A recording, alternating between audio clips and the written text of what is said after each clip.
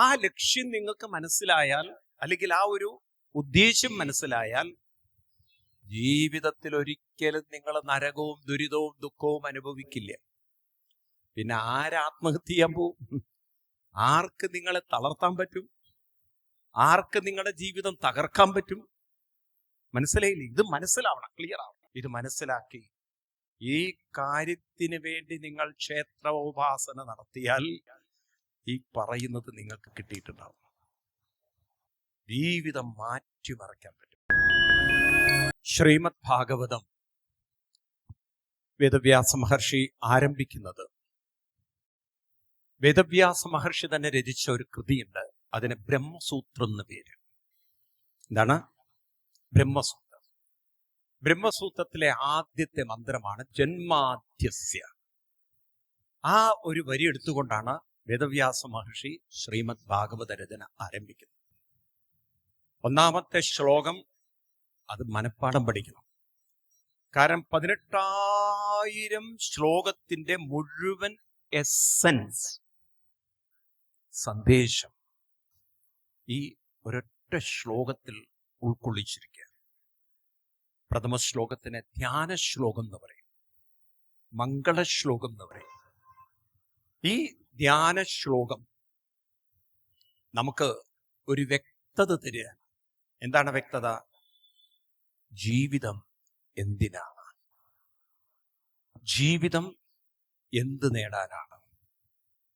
എന്താണ് നമ്മൾ ഈ ഭൂമിയിൽ വന്ന് നേടേണ്ടത്? നമ്മുടെ മനുഷ്യ ജീവിതത്തിന്റെ പർപ്പസ്, ഉദ്ദേശ്യം എന്താണ്?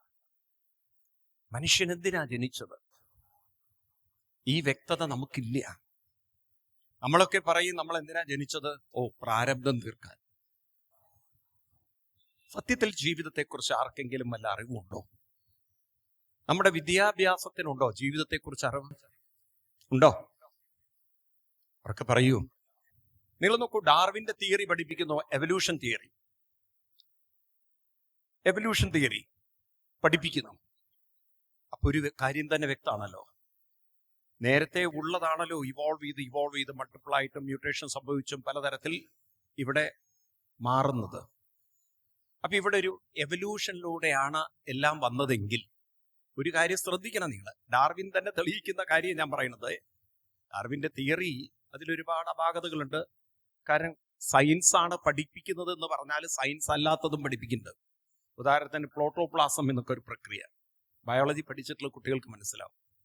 അതായത് ജീവൻ പ്രകൃതിയിൽ നിന്നുണ്ടാവുന്നു എന്ന് ഇതുവരെ തെളിയിക്കാൻ സയൻസിന് പറ്റിയില്ല. ജീവൻ പ്രകൃതിയിൽ, അതായത് ജീവനില്ലാത്ത വസ്തുവിൽ നിന്നും ജീവൻ ഉണ്ടാവുക എന്നതാണ് പ്ലോട്ടോപ്ലാസം.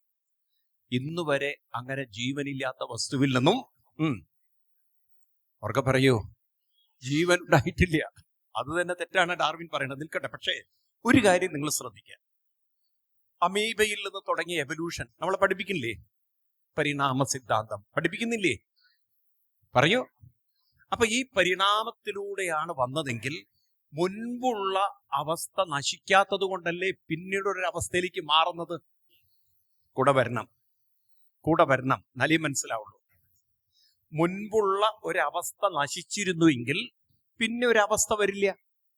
മനസ്സിലായില്ലേ നിങ്ങൾക്ക്? ഇപ്പൊ ഒരു അമീബ കൊണ്ട് തീർന്നിരുന്നെങ്കിൽ അടുത്ത അമീബയിൽ നിന്ന് വേറൊന്നും ഉണ്ടാവില്ല. അപ്പൊ അമീബയിലുള്ള DNA, അമീബയിലുള്ള എസൻസ്, അമീബയിലുള്ള ജീവൻ നശിക്കാത്തത് കൊണ്ടല്ലേ വേറൊന്നായി പരിണാമം സംഭവിച്ചത്? ആണോ? അതെങ്കിലും സമ്മതിക്കാലോ. അല്ലാതെ തെറ്റല്ലല്ലോ. കാരണം എവല്യൂഷൻ വരികയാണെങ്കിൽ, പരിണാമം സംഭവിക്കുകയാണെങ്കിൽ, ഈ പരിണാമത്തിന് വിധേയമാകുന്ന DNA, പരിണാമത്തിന് വിധേയമാകുന്ന ജീവൻ അവിടെ എന്നും ഉണ്ടാവണം. അത് നശിച്ചു പോയിരുന്നെങ്കിൽ പിന്നെ എന്ത് പരിണാമമാണുള്ളത്? പിന്നെ പരിണാമമല്ലല്ലോ, പുതിയതല്ലേ ഉണ്ടാവുന്നത്. പഴയ അവസ്ഥ നശിച്ചിട്ട് പുതിയതൊന്നും ഉണ്ടാവുകയാണെങ്കിൽ പരിണാമം എന്ന് വിളിക്കാൻ പറ്റുമോ? പരിണാമം സംഭവിക്കും. നമുക്ക് പാലില് തൈരൊഴിച്ചപ്പോഴാണ്, ഒറയൊഴിച്ചപ്പോഴാണ് അത് തൈരായത്. അത് തൈരായി നമ്മൾ കടയുമ്പോൾ അതിൽ നിന്ന് വെണ്ണ വരുന്നു. ഈ വെണ്ണ പാലിലുള്ളത് തന്നെയല്ലേ? ആണോ? ആ പാല് പൂർണ്ണമായി ഇല്ലാത്തൊരു പാലിൽ, വെള്ളത്തിൽ നിങ്ങൾ ഒറയൊഴിച്ചാൽ വെണ്ണ വരുമോ? ഇതുപോലെ ഇവിടെ പരിണാമം സംഭവിക്കുന്നുവെങ്കിൽ മുൻപുള്ള ആ അവസ്ഥകൾ നശിക്കാതെ നിലനിൽക്കുന്നത് കൊണ്ടാണ് പിന്നീട് പരിണാമം പറയൂ സംഭവിക്കുന്നതെങ്കിൽ തീർച്ചയായിട്ടും ഇവിടെ അന്നത്തെ DNA നശിക്കുന്നില്ല എങ്കിൽ, ജീവൻ നശിക്കുന്നില്ല എങ്കിൽ ഇന്നുള്ള ജീവനും എന്തുണ്ടാവരുത്? നാശമുണ്ടാവരുത്. പരിണാമം തുടർച്ചയുണ്ടാവണം. വേണ്ടേ? മനസ്സിലായില്ലേ നിങ്ങൾക്ക്?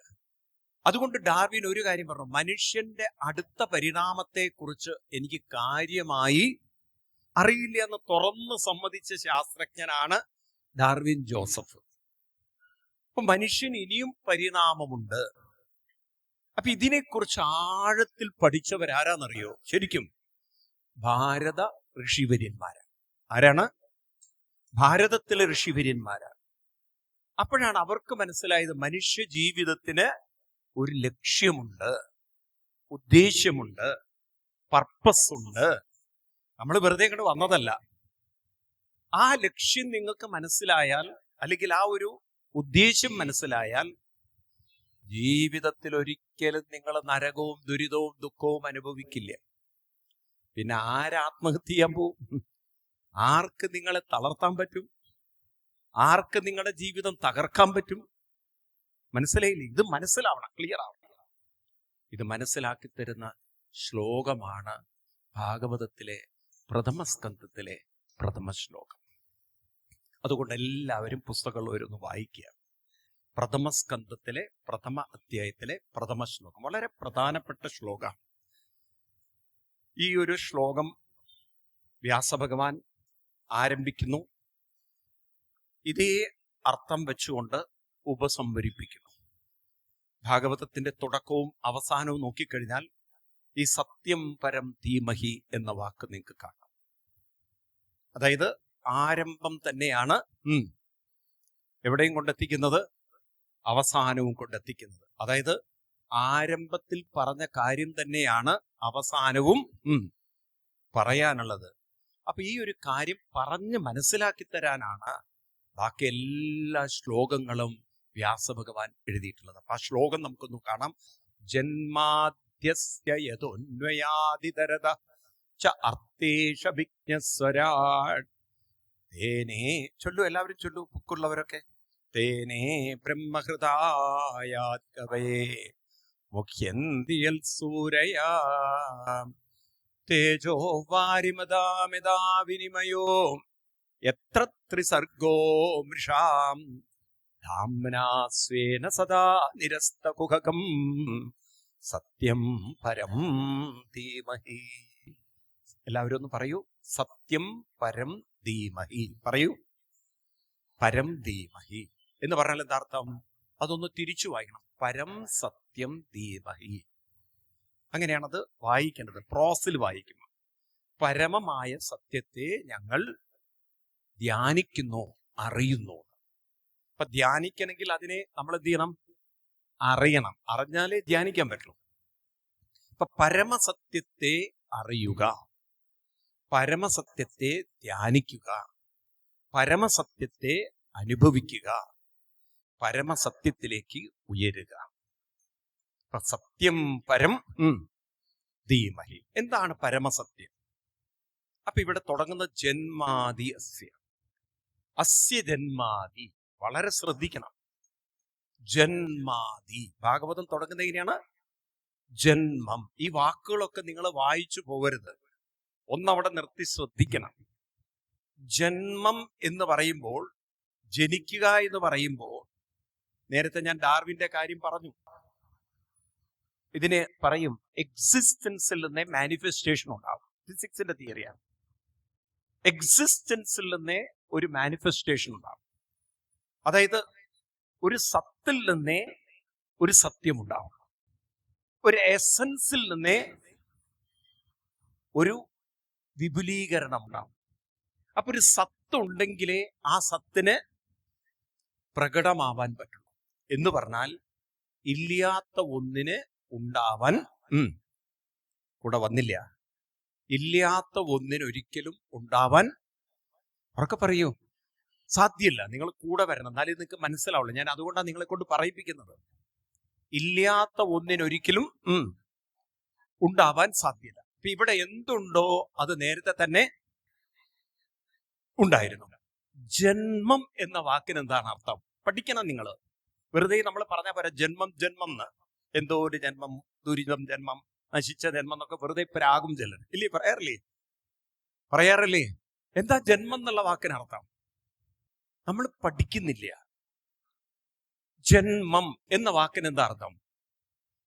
ജനിക്കുക എന്നാണ് പൊതുവേ നമ്മൾ അർത്ഥം പറയാം അല്ലെ? ജനിക്കുക അല്ലെങ്കിൽ ജീവിക്കുക എന്നൊക്കെയാണ് അർത്ഥം അല്ലേ? ആണോ? ജന്മം എന്നതിന് അർത്ഥം ജ എന്ന സംസ്കൃത അക്ഷരത്തിന് പ്രകടമാവുക എന്നാണ്, വികസിക്കുക എന്നാണ് ശരിക്കും അർത്ഥം. എന്താണ്? വികസിക്കുക. അപ്പൊ ജനിക്കുക എന്ന് പറഞ്ഞാൽ വികസിക്കുക എന്നാണ് അർത്ഥം. നമ്മൾ ജനിക്കുക, ജീവിക്കുക എന്നൊക്കെയാണ് അർത്ഥം എടുക്കുന്നെങ്കിലും അതിന്റെ ട്രൂ മീനിങ്, അതിന്റെ സയന്റിഫിക് മീനിങ്, സാൻസ്ക്രിറ്റിന്റെ മീനിങ്, സൈക്കോളജിക്കൽ മീനിങ് വികസിക്കുക, വിശാലമാവുക എന്നാണ് അർത്ഥം. അപ്പോ നിങ്ങൾ നോക്കൂ, നമ്മൾ പറയുന്ന വാക്കിന് ശരിയാണ്. ഒരു ബീജവും അണ്ടവുമായി ചേർന്ന് അമ്മയുടെ ഗർഭപാത്രത്തിൽ വന്ന് വീണ സാധനം പിന്നീട് അങ്ങനെ അവിടെ നിന്ന് എന്താ ഉണ്ടായത്? വികസിച്ച് വികസിച്ച് വികസിച്ച് ഒരു കുഞ്ഞായി. പിന്നെ അമ്മയുടെ വയറ്റിൽ നിന്നും പുറത്തു വന്ന് പാല് കുടിച്ചത് വീണ്ടും അവിടെ തന്നെ നിൽക്കുകയാണോ അതോ വികസിച്ചുകൊണ്ടിരിക്കുകയാണോ? അവർക്ക് പറയൂ. ഇപ്പൊ ജ എന്ന വാക്കിന് വികസിക്കുക എന്നാണ് അർത്ഥം. അപ്പോ ഒരു വികാസം ഉണ്ടാവണമെങ്കിൽ ശ്രദ്ധിക്കണം നിങ്ങൾ, ആ വികസിക്കാനുള്ള ഒരു എസൻസ് നേരത്തെ തന്നെ ഉണ്ടായി. അപ്പൊ ഒരു ചോദ്യം നമ്മളിൽ ഉണ്ടാവണം, എവിടെ നിന്നാണ് ജനിച്ചു വന്നത്? ഏതൊരു എസൻസിൽ നിന്നാണ്, ഏതൊരു സത്തിൽ നിന്നാണ്? കൂടെ വരുന്നുണ്ടോ? നിങ്ങൾ മനസ്സിലാവുണ്ടോ?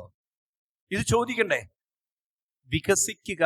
ഇപ്പൊ നമ്മള് ഒരു വസ്തുവിനെ വികസിപ്പിക്കണമെങ്കിൽ, ഇപ്പൊ നിങ്ങൾ പൂരി നല്ലവണ്ണം, അതായത് പൂരിക്ക് വേണ്ടി മാവൊക്കെ കുടച്ച് നിങ്ങൾ അതെടുത്ത്, അല്ലെങ്കിൽ പപ്പടം നിങ്ങളെ വെളിച്ചെണ്ണയിൽ കിട്ടും. അപ്പൊ അതെന്ത് ചെയ്യും? വികസിക്കുകയാണ്. വികസിക്കുന്ന ആരെയും പറയോ? പൊള്ളയ്ക്കുന്നല്ലേ പറയാ അല്ലേ? അതങ്ങോട്ട് നല്ല പൊള്ള വയ്ക്കും അല്ലേ? അതങ്ങോട്ട് വീർത്തു വരും. അപ്പൊ അങ്ങനെ ഒരു പപ്പടം നമ്മൾ വെളിച്ചെണ്ണയിൽ ഇടുമ്പോൾ അത് വികസിക്കുന്ന പോലെ, അതിന് വികസിക്കണമെങ്കിൽ, അതിന് എന്താണ് പൊള്ളയ്ക്കണമെങ്കിൽ ഒരു പപ്പടം വേണ്ടേ? വേണോ വേണ്ടയോ? ഇതുപോലെ എന്താണ് നമ്മളിൽ വികസിക്കുന്നത്? ഇതെവിടെ നിന്നാണ് വന്നത്? എന്തിൽ നിന്നാണ് ഇതെല്ലാം ആരംഭിച്ചിരിക്കുന്നത്? എവിടെ നിന്നാണ് നമ്മൾ ഓരോരുത്തരും കൂടെ വരുന്നില്ല?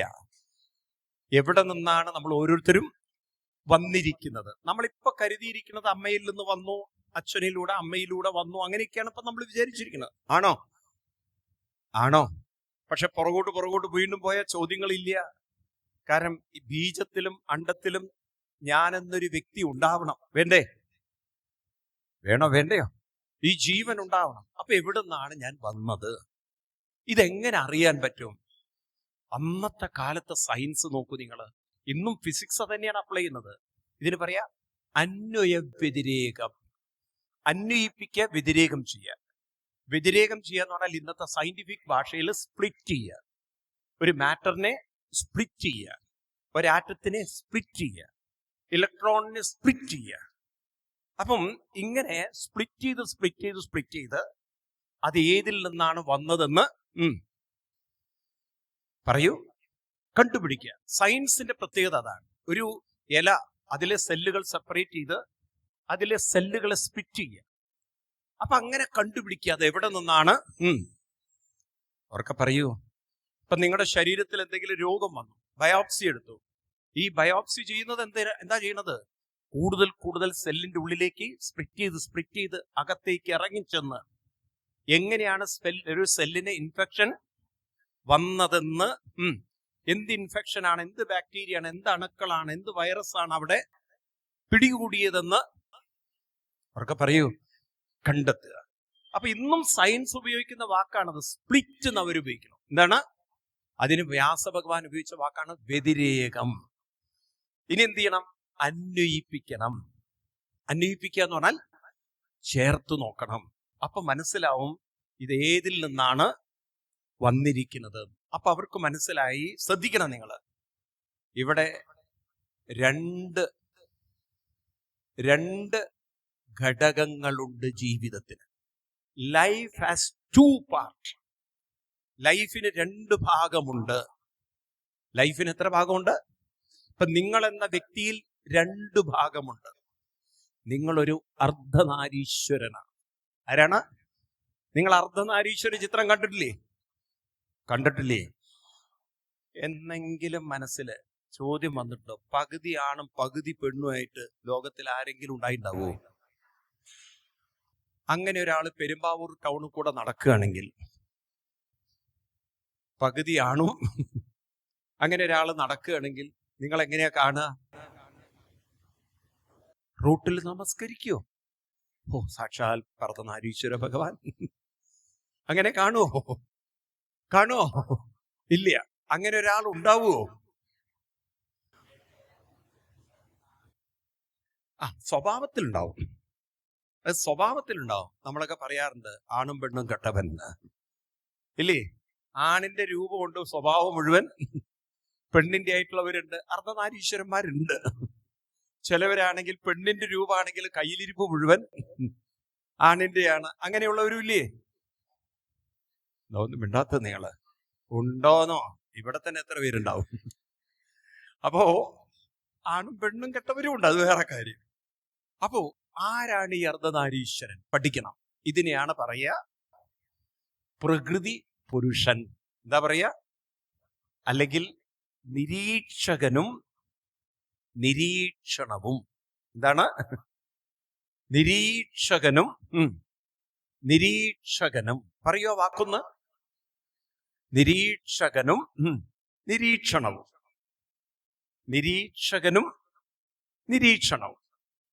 അപ്പൊ എന്താണ് നിരീക്ഷണം? ഞാനും നിങ്ങളും ശരീരത്തെ കാണുന്നു. നമ്മുടെ ശരീരം നമ്മൾ കാണുന്നുണ്ട്, ഇല്ലേ? ഉണ്ടോ? നിങ്ങൾ കാണുന്നുണ്ട്. നിങ്ങളുടെ സ്വന്തം ശരീരത്തെ നിങ്ങൾ കാണുന്നുണ്ട്. കാണുന്നതൊരു ബോധമനസ്സാണ്. ബോധമനസ്സല്ലേ നിരീക്ഷകൻ? കൂടെ വരണം, മനസ്സിലാക്കണം. ആണോ? ഞാൻ മനസ്സിലാവില്ലെങ്കിൽ നിങ്ങൾ രാത്രി കിടന്നുറങ്ങുമ്പോൾ, നിങ്ങളിലെ നിരീക്ഷകൻ കിടന്നുറങ്ങുമ്പോൾ, നിങ്ങളിലെ കാണുന്നവൻ ഉറങ്ങുമ്പോൾ പിന്നെ കാഴ്ചയുണ്ടോ? നിങ്ങളാണും പെണ്ണും ഒന്നുമല്ല ആ സമയത്ത്. കാരണം നിങ്ങൾ ഗാഢ നിദ്രയിലാണ്. അപ്പൊ നിങ്ങളിലൊരു നിരീക്ഷകനുണ്ട്. അത് ബോധ മനസ്സാണ്, അല്ലേ? ബോധ മനസ്സല്ലേ അത്? കൂടെ വരണം, എന്നാലേ മനസ്സിലാവുള്ളൂ. ആണോ? എന്നാൽ നിരീക്ഷിക്കപ്പെടുന്നതോ? നിരീക്ഷണമോ? നമ്മുടെ ശരീരമാണ്. ഏതാണ്? ഈ ശരീരത്തെക്കുറിച്ച് നമ്മൾ പഠിക്കുകയാണെങ്കിൽ, ഇതിനെ മനസ്സിലാക്കുകയാണെങ്കിൽ, ഇതിന് നിലനിൽക്കാൻ, അതാണ് അന്വയിപ്പിക്കുക. ഇതിന് നിലനിൽക്കാൻ എന്തൊക്കെ വേണം? ശ്വസിക്കാൻ വായു വേണം. ഭക്ഷണമൊക്കെ ദഹിക്കണമെങ്കിൽ ചൂട് വേണം.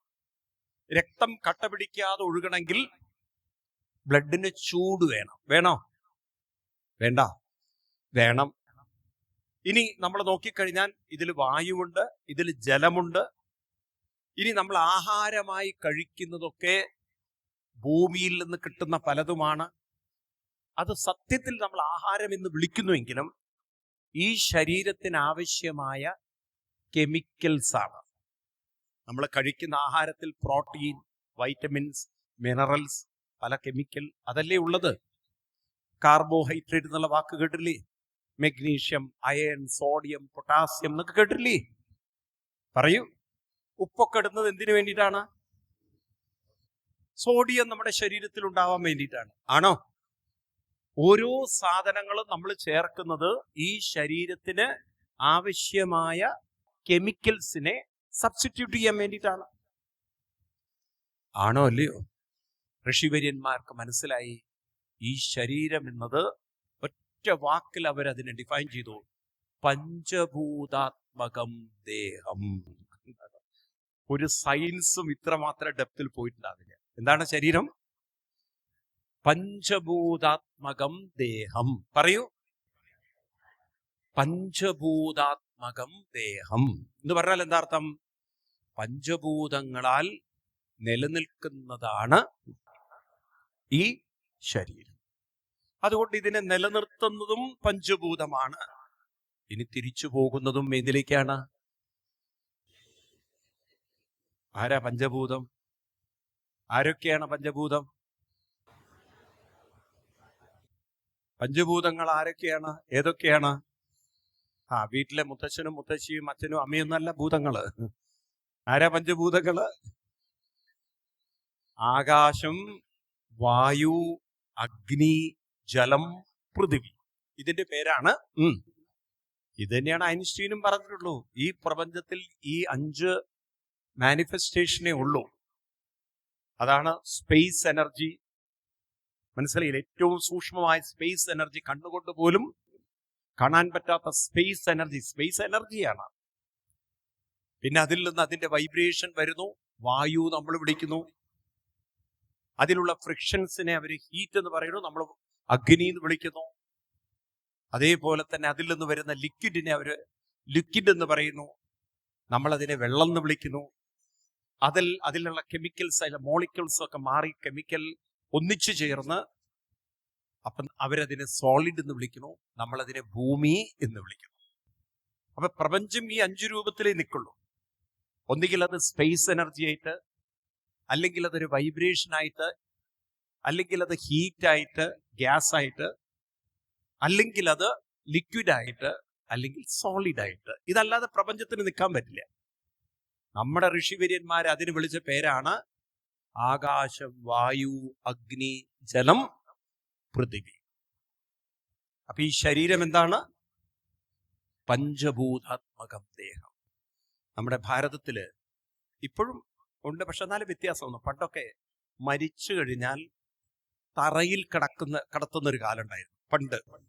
ഇപ്പോഴാണ് ഈ ഫ്രീസറൊക്കെ വന്ന് അതിൻ്റെ അകത്തിടാൻ തുടങ്ങിയത്, അല്ലേ? ഇപ്പൊ നമ്മളൊക്കെ ഈ ഫ്രിഡ്ജ് ഉപയോഗിക്കാൻ തുടങ്ങിയപ്പോ ഫ്രിഡ്ജിലുള്ളത് കഴിച്ചപ്പോ ഫ്രിഡ്ജ് ശപിച്ചു, ചത്താ നീയും കിടക്കും അതില്. ഇപ്പൊ ഫ്രിഡ്ജ് നമ്മളോട് പറഞ്ഞു, നീ ചത്തു കഴിഞ്ഞാൽ, പണ്ട് ദശരഥന് ശാപം കൊടുത്ത പോലെയാണ്, പുത്രദുഃഖത്താൽ നീ മരിക്കട്ടെ എന്ന് പറഞ്ഞ പോലെ, മരിച്ചു കഴിഞ്ഞാൽ നീയും ഫ്രിഡ്ജിൽ കിടക്കണമെന്ന്. ഇപ്പൊ ഫ്രീസറിൽ കിടന്നിട്ടാണ് ഇപ്പം കൊണ്ടുപോകുന്നത്, അല്ലേ? പണ്ടൊക്കെ മരിച്ചു കഴിഞ്ഞാൽ എന്താ ചെയ്യാ? എന്ത് ചെയ്യും? തറയിൽ കിടത്തും. അത് കഴിഞ്ഞാൽ കുളിപ്പിക്കും, അത് കഴിഞ്ഞാൽ ചിതയിൽ വെക്കും. അങ്ങനെയല്ലേ ചടങ്ങ്? ആണോ? എന്തിനാ അങ്ങനെയൊക്കെ ചെയ്യുന്നത്? നേരെ അങ്ങോട്ട് കത്തിച്ചാ പോരെ? ഇതൊരു സമർപ്പണമാണ്. ഭൂമിയിൽ നിന്നും കഴിച്ച ആഹാരം എടുത്ത ഈ ശരീരത്തെ തിരിച്ച് ഭൂമിയിലേക്ക് സമർപ്പിക്കുക. ജലത്താൽ നിലനിന്ന ഈ ശരീരത്തെ ജലത്തിലേക്ക് സമർപ്പിക്കുക. മനസ്സിലായില്ലേ? അതുപോലെ അഗ്നിയാൽ നിലനിന്ന ഈ ശരീരത്തെ അഗ്നിയിലേക്ക് സമർപ്പിക്കുക. ഒക്കെ സമർപ്പണമാണ്. എന്തിനാ സമർപ്പിക്കുന്നത്? ഏതിൽ നിന്ന് വന്നുവോ അതിലേക്ക് തിരിച്ചു പോകുമ്പോഴാണ് ആ യാത്ര പൂർണ്ണമാകുന്നത്. ഇതൊരു ചക്രമാണ്. ഏവം പ്രവർത്തിതം ചക്രം. ഇതൊരു അവിടെ കൊണ്ട് തീരുന്നില്ല. നിങ്ങൾ വിചാരിക്കേണ്ട നിങ്ങൾ കത്തിക്കഴിഞ്ഞാൽ തീർന്നു എന്ന്. കത്തിക്കഴിഞ്ഞാൽ തീരൊന്നുമില്ല. വീണ്ടും നിങ്ങൾ ജീവിക്കുകയാണ് പലരിലൂടെയും, അല്ലേ? മരിച്ചു കഴിഞ്ഞാൽ നമ്മൾ ജീവിക്കുവോ? ഈ ശരീരം മരിച്ചു കഴിഞ്ഞാലും ജീവിക്കുവോ? ഇല്ല. മരിച്ചു കഴിഞ്ഞാൽ ശരീരം വീണ്ടും ജീവിക്കുമോ? ഉണ്ടില്ല എന്നോ? സമയമില്ല.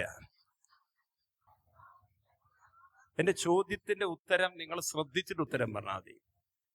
ആത്മാവിന് വിടും. ഞാൻ ആത്മാവിലേക്കൊന്നും കടന്നില്ലല്ലോ. ഞാൻ ശരീരത്തിന്റെ കാര്യത്തിലല്ലേ ചോദിച്ചത്.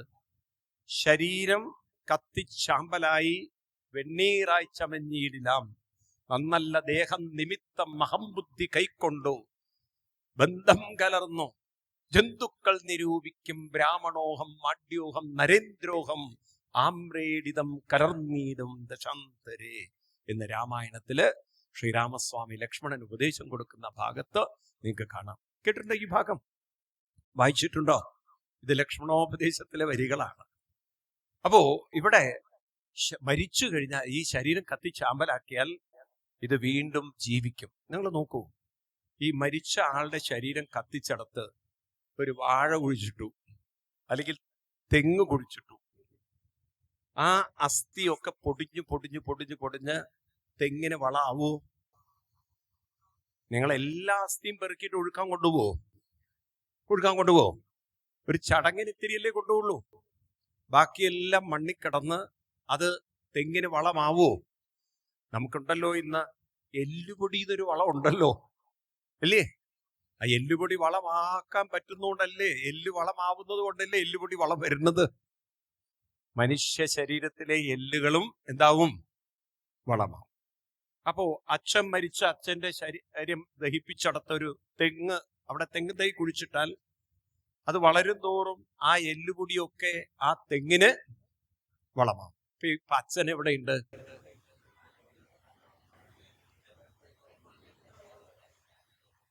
എന്തോന്നും മിണ്ടാത്തത്? എങ്കിലില്ല പറയാൻ പറ്റുമോ? ശാസ്ത്രീയമായിട്ടില്ല പറയാൻ പറ്റുമോ? കൂടെ വരണം. ഉണ്ടോ? തെങ്ങിലുണ്ടോ? ഉണ്ട്. അപ്പൊ പൂർണ്ണമായി ഇല്ലാതെയായിട്ടുണ്ടോ? ഇല്ല. ഇനി തെങ്ങ് കൊലച്ചു,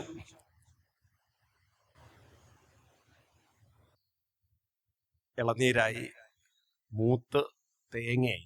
അച്ഛൻ എവിടെയുണ്ട്? തേങ്ങയിലുണ്ട്. ഇല്ല, ഞാൻ ചിരിപ്പിക്കില്ല, വാസ്തവല്ലേ ഇത്? വാസ്തവല്ലേ? അല്ലേ? ഞാൻ നിങ്ങളെ തമാശ പറഞ്ഞ് ചിരിപ്പിക്കുകയല്ല. അത് ആ തേങ്ങ വലിച്ച് പൊളിച്ച് അത് പൊട്ടിച്ച് ചിരകി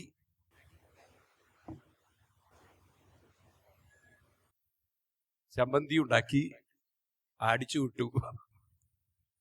അച്ഛൻ എവിടെയുണ്ട്?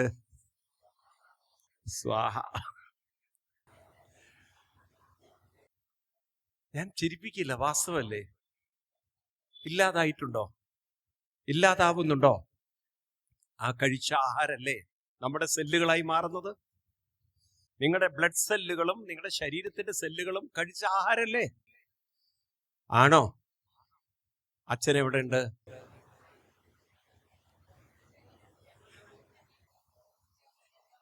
എവിടെയുണ്ട്? നിങ്ങളുടെ ശരീരത്തിലുണ്ട്. അപ്പൊ നോക്കൂ, നിങ്ങൾ ആരും ഇല്ലാതാവുകയില്ല. ഇതെല്ലാം ഒരു ചക്രമാണ്. നമുക്ക് അത്ഭുതം വരും. ഒരുപക്ഷെ ഡാർവിനാണ് കണ്ടുപിടിച്ചത്, life is not a single line, straight line, it's a wheel. നിങ്ങൾ ബയോളജി ഒക്കെ പഠിക്കുന്ന സമയത്ത് ഒരു ലൈഫ് വീല് കണ്ടിട്ടുണ്ടാവും. ഒന്നിൽ നിന്ന് മറ്റൊന്ന് സർവൈവൽ ഓഫ് ദ ഫിറ്റസ്റ്റ്, ഇല്ലേ? കണ്ടിട്ടുണ്ടാവും. നിങ്ങൾ ഗീതയിലെ 3-ാം അധ്യായത്തിലെ 16-ാം ശ്ലോകം എടുത്തു നോക്കൂ. നിങ്ങൾ ഡാർവിൻ ജനിക്കുന്നതിന് മുമ്പ് കൃഷ്ണൻ എഴുതി വെച്ചിരിക്കുകയാണ്, ഏവം പ്രവർത്തിതം ചക്രം നാനുവർത്തയതീഹയ അഖായോരിന്ദ്രിയ രാമ മോഖം പാർത്ഥ സജീവതി. ഏവം പ്രവർത്തിതം ചക്രം. ജീവിതം ഒരു ചക്രമാണ്. അതുകൊണ്ട് ഈ ചക്രത്തെ ഉൾക്കൊണ്ട് ജീവിക്കണം. ഇവിടെ നമ്മൾ മനസ്സിലാക്കേണ്ടത്, ശരീരം എന്ന് പറയുന്നത് കാലചക്രത്തിൽപ്പെട്ടതാണ്. ഏത് ചക്രം എന്ന് പറഞ്ഞാൽ എന്താ അർത്ഥം? കാലം. കാലം എന്ന് പറഞ്ഞാൽ എന്താണ്? ഇതൊക്കെ പഠിക്കണം നമ്മൾ. കാലം എന്ന് പറയുന്നത് ഇന്നും സയൻസിന് വ്യക്തതയില്ലാത്തൊരു വിഷയമാണ് ടൈം. ടൈം എന്നൊരു വിഷയത്തെക്കുറിച്ച് ഏറെ റിസർച്ച് ചെയ്ത ഒരാളാണ്, ഏറെ പഠിച്ച ഒരാളാണ്. ശരീരമൊക്കെ തളർന്ന ഒരു ശാസ്ത്രജ്ഞനുണ്ടായിരുന്നു. അദ്ദേഹത്തിന്റെ പേര് സ്റ്റീഫൻ ഹോക്കിങ്സ് എന്നാണ്. കേട്ടിട്ടുണ്ടോ ആരെങ്കിലും? Stephen Hawkins. അദ്ദേഹത്തിന്റെ ഒരു പുസ്തകമുണ്ട്, ടൈമിനെ കുറിച്ചുള്ളൊരു പുസ്തകം. പക്ഷെ ഇവരൊക്കെ ടൈമിനെ കാണുന്നത് മെഷർമെന്റ് ആയിട്ടാണ്, അളവായിട്ടാണ്. ഇവരെന്തിനെ കാണുന്നത്? കാലം എന്നാൽ അളക്കം. ഇപ്പൊ നോക്കൂ, സൂര്യൻ ഉദിച്ചു, സൂര്യൻ അസ്തമിക്കുന്നു. ഇതുപോലെ ബിഗ് ബാങ്കിന് മുമ്പ്, ആഫ്റ്റർ ബിഗ് ബാങ്ക്. ഇങ്ങനെ ഇവര് കാലത്തെ മെഷർമെന്റ് ഒരു മാത്തമെറ്റിക്സ് ആയിട്ടാണ് അവർ കാണുന്നത്. ടൈം എന്ന് പറഞ്ഞാൽ ഒരു മാത്സ് ആണ്, ടൈം എന്ന് പറഞ്ഞാൽ മെഷർമെന്റ് ആണ്. എന്നാൽ ഭാരതീയർക്ക് ടൈം എന്ന് പറയുന്നത് കാലം എന്ന് പറയുന്നത്, ഈ വാക്ക് മറക്കരുത്, കാലം എന്ന് പറയുന്നത് എന്താണ്? പലവർക്കും പറയാൻ പറ്റുമോ? കാലം എന്താണ്?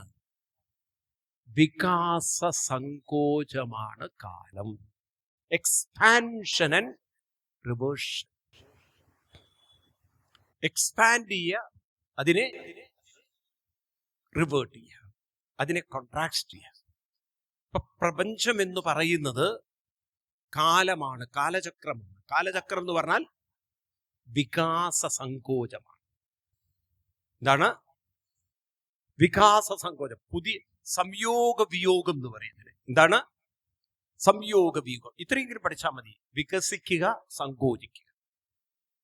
നിങ്ങളുടെ ശരീരം നോക്കൂ. നിങ്ങൾ ജനിച്ചന്ന് മുതൽ എന്ത് ചെയ്യുന്നു? അത് നിങ്ങൾ സ്വയം നോക്കൂ. നിങ്ങളുടെ ഉള്ളിലേക്ക് എന്താ സംഭവിക്കുന്നത്?